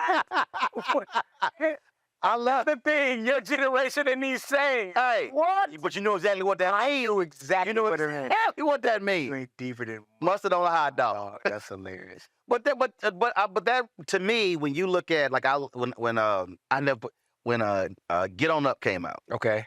So that was that. So that was the it was the great scene when Maceo was talking to Bobby. Okay. And he's like, Bobby, man, what you doing, man? Why? Man, go out there and make some music. And the brother who played Bobby, he said, man, listen. He said, from the moment I met James, he was meant to be out front. He said, there's nothing I could do that could put me out front. He understood that's what it is. Now, I remember calling my executive producer because he wanted me to pull back. He was like, man, you being too hard on the staff. And I was like, as soon as it came, I called when it came, when I finished seeing the movie, I said, I can't do what you want me to do. He was like, why? I said, Exhibit A. I said, because I said, we wouldn't be talking about how tight James Brown Band was. Talk about it. And talking about the shows and how phenomenal, Mr. Dynamite and all that. I said, if he didn't understand the standard, we were here. Prince was the same way. I said, show me somebody, not the black standard, the standard. The standard. I said, And that's what makes them great. I said, now, in the moment you don't like it. I said, but somebody has to be real to truly pull the best out of you. And I just think too many people today don't want to be pushed that hard. Absolutely. I completely agree. So how do you deal with your folks when you're rehearsing, when you're taking people through, when you having to hire people because or you might be saying, man, my people were tough, but then all of a sudden you go, dang, I sound just like they do. It is weird how much I resemble my uncle Marvin Winans. And I grew up saying, shout out to you, Unc. I grew up saying he don't have to be this hard. He does not have to be this disparate. Because I watched him work all day at his craft. Right. Like we see him now pastoring. We see him not, but he worked. He will question you. Yeah, are you kidding me? He will. I'm sure. Hold up. We spoke at Bethune-Cookman. And again, I grew up Catholic. Man, we didn't read the Bible. We didn't know how many books were in the Bible. We couldn't tell you what was new and old. Look, we had a missalette, okay? Missalette? It was a booklet that had all the readings for the month, the scripture for the month, and it's all in the missalette. That's all like budget. Dog, it's all right. That had the original budget. No, you got one book. Nope. It was a monthly missalette, and every Catholic church around the country had the same missalette. Okay. Catholic church don't play. Like, we gonna be out, like, you ain't freelancing out there. And so you go grow up. You ain't, I'll be somewhere with classmates reciting scripture. I'm like, what y'all talking about? Like, I got to go to the back. What's the page number of that book? And then that's how he showed up in my missalette. Yeah, that's how it was. So I spoke at Bethune-Cookman, and I said something, and I quoted the scripture. And so when I sat down, Marvin goes, what did he say? I ain't lying. He goes, what scripture was that? I was like, man, I don't know. That was like Judges 12. I don't know. He was like, there's no Judges 12 or whatever it was. And I was like, look, it's in there. Like, I know what I said. I know the scripture I recited. It's in there. Now, I can't give you chapter and verse, but I know it's in there. I can guarantee you. I didn't care. But that's him, though. And when I tell you, what you see is what you get. Right. When I tell you, I used to look at him rehearse for 8 and 9 hours. And it don't take that.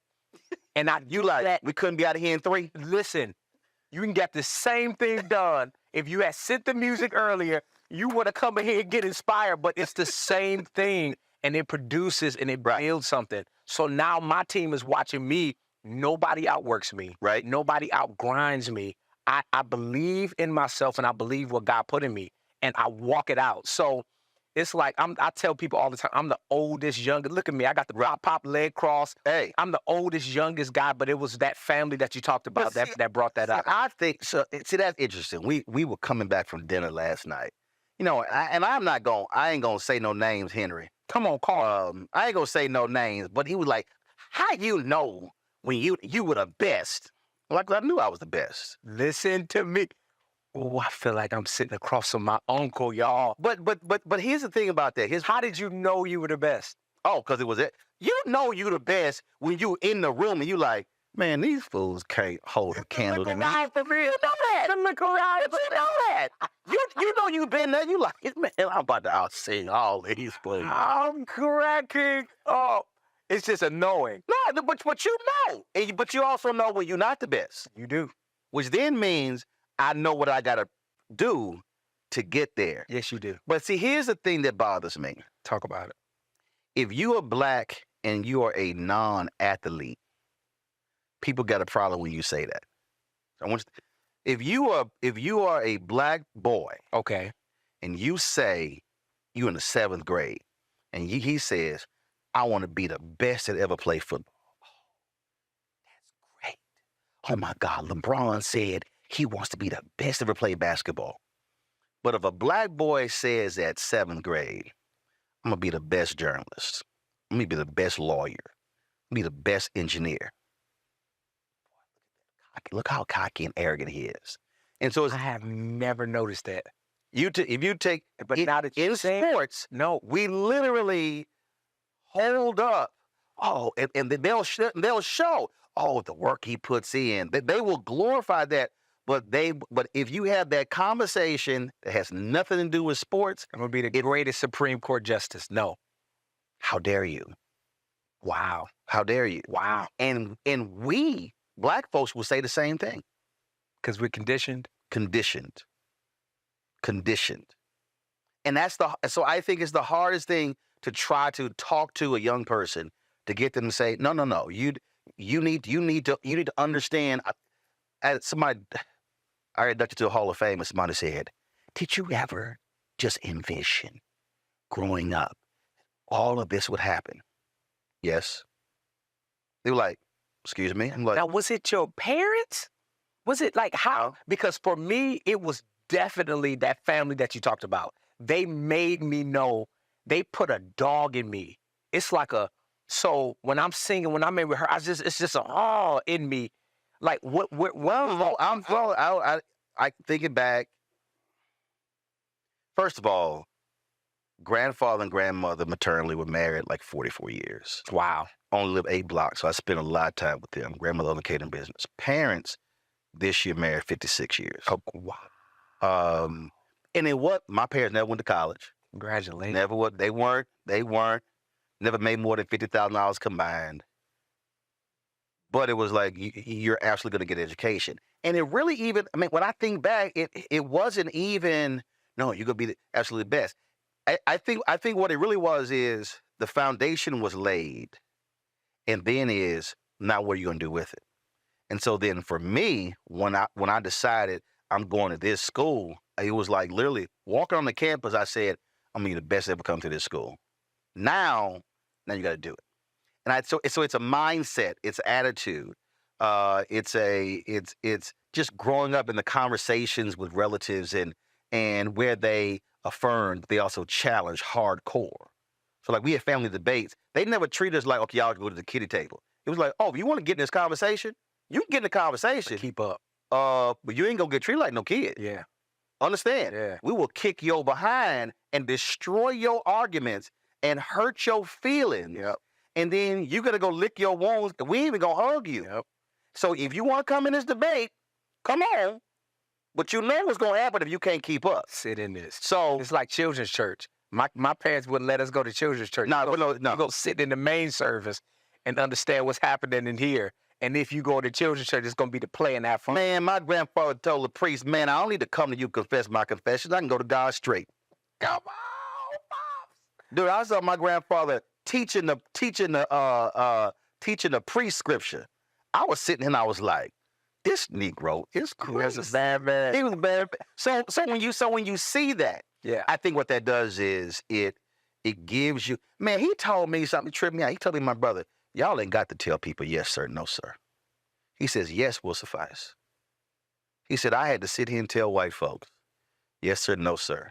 This was exactly what he told. I was like, to my brother, like, I said, man, where does this come from? He's like, yes will suffice.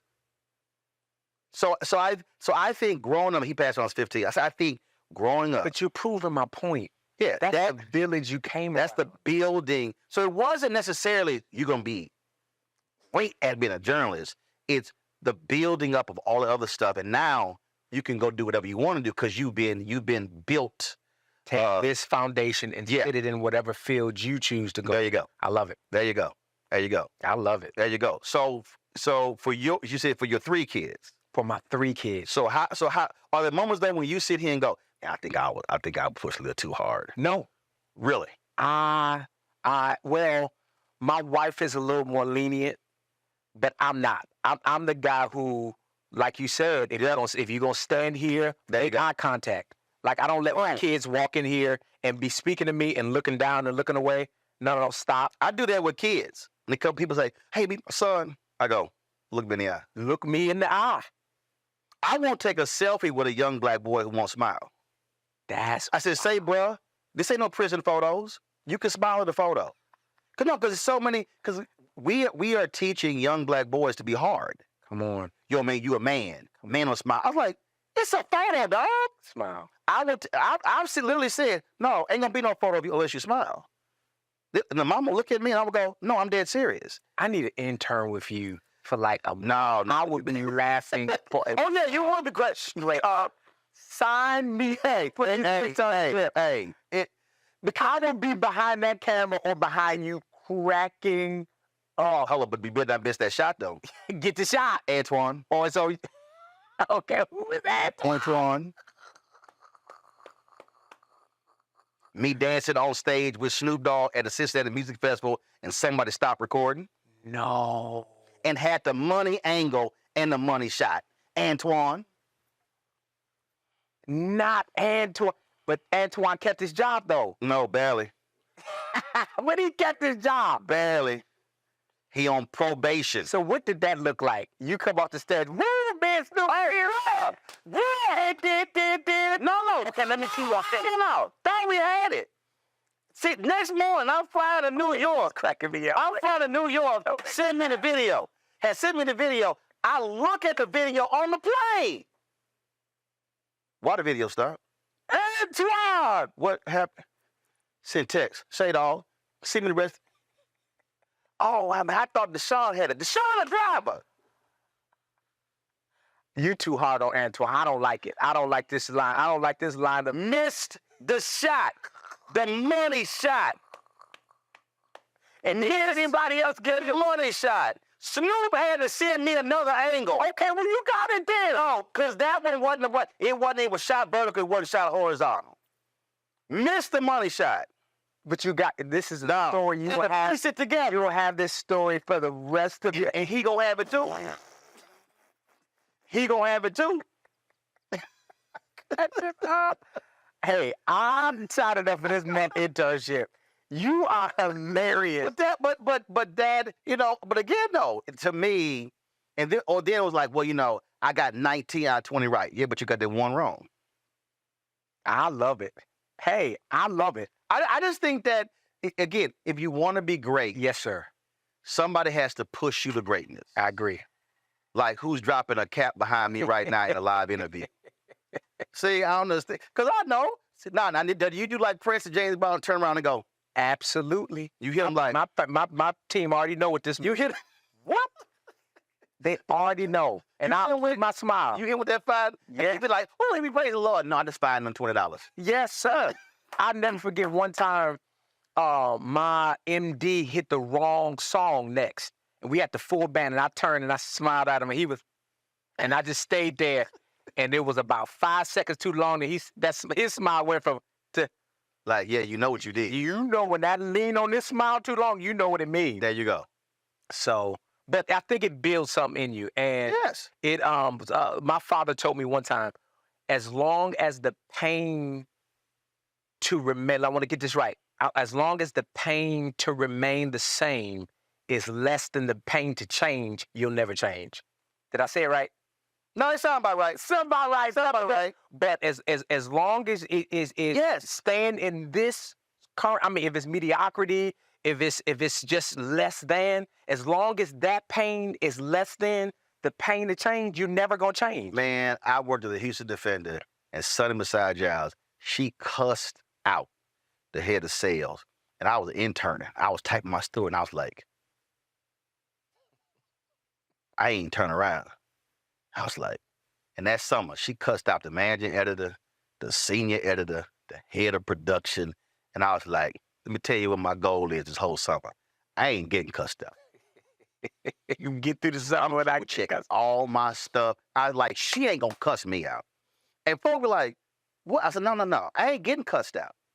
That to me is the equivalent of, no, I'm gonna have my stuff together. Got to. I'm not gonna be sloppy even one time, even give her a thought about it. She ain't cussed me out that whole summer. Not one cuss. But that's one of those things that, again, it builds you, because you say, no, I'm not going to give somebody an opportunity to jack me up. I'm gonna make sure my stuff is tight. And I think you can apply that to anything. Yeah, universally. And I think the problem with my generation and the generation coming behind me is everyone seems to be comfortable. We want to be comfortable. We want to be soothed. We want to be set. We want to feel comfort in everything that we do. And no one is a general statement, but we need more people taking big shots to get out of this pool and go swim over here by yourself. And when I say not, people, somebody might say watching, oh, yeah, but people make mistakes. No, people make mistakes, but I can accept a mistake except when I told you to do something and then you did not fully do it. And now I can't accept the mistake because I told you in advance. That's the one that also gets me when you tell somebody, oh, I see what's coming. Do this to avoid this from happening, but then you forget to do it. And it's like, yeah, but I did it 19 out of the other 20 times. Yeah, but that wasn't instruction. This one is what's screwing us up. Come on, you're teaching. Anthony. Okay, this is what did Anthony do? Man, he hit me the other day. He hit me the other day. Hey, you got to back up to that interview because my drive crashed. You mean the interview that was December 2021? You mean when I told you to dump all interviews onto another drive 3 months ago? But I dumped everything except that one. But right now we need that one. That one. See? Anthony had a lot on this, but you gave Anthony a lot of things to do. And the thing is, Anthony is the interview was almost 24 months ago. I don't like it. Guess what? I don't like this at all. Uh-huh. I don't like this. Anthony works for a living legend. Can you imagine his workload? And guess what? I bet he backing this interview up right now in real time. He got redundancy going. If this go out, some gonna get right back. Oh, man. The thing is, when you need that thing at that moment, that's when you need it. That's when you need it. You're talking. And that's just, I just think I just fundamentally believe that when you talk about this generation, and people get caught up, look, I was hard on my fellow folk when I was, so they ain't like, oh, you Gen X. So I was killing folks at the same time. Like, man, what you doing? But I just think that builds you to be great. I'm sitting here listening to you tell me how you became who you are. This is fascinating to me. And you laying out how your folk were like, you ain't gonna be sitting there mentioning my name in interviews and your stuff sloppy. But see, that's the common thread. There's a bar. I mean, and then if you talk about the scripture, it's like when Christians make concession for living any kind of way, it's like we press towards the mark. What is the mark? The high calling which is in Christ Jesus. So I gotta know how the standards that Jesus set. Now, not religious, you know, because people try to put religion on you. I'm talking about spirituality. Right. That's the mark. Right. And I'm sitting here listening to you, and the common thread that I'm hearing, I promise you, I'm just meeting you for the first time, and you feel like my uncle. But it's a common thread that all of the greats tend to have, and it's an insatiable appetite for greatness and to be above average. So it's like, this is fascinating to me. Okay, so you just mentioned greatness. Someone said once, people remember those who are great, not those who are mediocre. I disagree. We remember those who are mediocre. Absolutely. Think about all the people who were first-round draft picks who were bust. Yes. They will forever be associated with being bust. That's mediocrity. There's one from Duke that's coming to mind right now. Yeah, I know exactly who I'm talking about. But that's and I think people forget that, no. If you're mediocre, they'll remember mediocre. Yeah. That is an amazing point. Absolutely. And I just think that a lot of people don't think about that. But then you ask yourself the question, what do you want to be remembered for? And I think it then still goes back to what you talked about earlier, which is a standard, a bar. You have to have some level that you refuse to let people bring you under. Yep. I'm talking about, because what makes people is how people live their lives when no one is watching. Yep. That's the thing so I'm sitting here watching. I mean, you clean, you got the cocaine white on with I mean, you clean, not a hell out of place, got the jewelry. That's not for this. This is a reflection of what you do when nobody is watching you. Yeah. And you think about that. You literally think about it. When people, I kind of know what I think the answer is going to be. When somebody comes up to you and they say, Tim, I want you to be my mentor. What do you say? It's probably a churchy answer, but I don't like people. We get into mentorship and then you then start questioning if I'm your mentor when you don't like what I say. So you need to get a clear First of all, I would have to know that I'm your mentor. But if I'm like, okay, I can kind of see, what did God say? Okay. What did God say? Because I'm actually in a situation like that now, where I told somebody to go home. My assistant is in the corner cracking up because she was in that meeting. I said, go home, because I gave them instructions. Right. They keep saying they need to recheck with God every instruction I give. I said, that's not how this works. Right. God tell you I'm your mentor or I'm not. If he told you that up front, sit down and do what I told you to do. Right. And trust that I'm not going to mismanage you. If I mismanage you, it ain't your bill. It's God's bill. So I tell most people no. They come to me, want you my mentor? No, I don't know you. I ain't never met you. But I do use the biblical model. Moses picked Jonathan. Elijah, what did he say to Elisha? So what I explain to people is, mentees don't pick mentors. Mentors pick mentees. I need to see something in you that I'm willing to invest in. Somebody put this man in B flat. And I need an organ in here. I need to, somebody get, that's good. I'm using it, and I will not be giving you credit for it. It's all good. Okay. It's all good. Now, I'm not bringing, I may give you credit the first time. It's all good. It's already on tape, so we good. We got the footage. We got the footage. No, Anthony recorded. We may not. We may not have this footage. Really?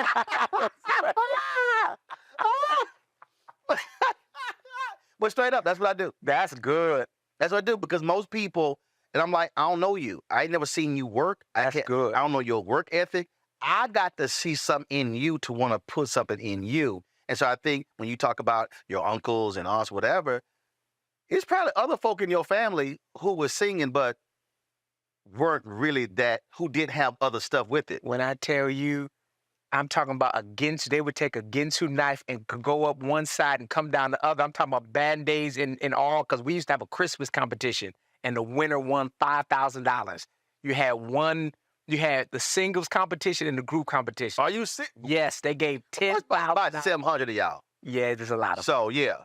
But if you got up there, voice cracking, mouth dry, what? Literally, you was contemplating going to run and try. Apollo ain't got nothing. What? Don't you ever get up here and sing again. Sound a mess. Now, go on. Go heat me up some leftovers and bring it back for me. Go give me a drink. I wish you would cry. Wow. See? To my childhood. See? Did you win that 5,000? I did. Several times. Several times. I did. There you go. And that's why you sitting here today. Yes, sir. Appreciate it, man. You too. Great chat. You too, sir.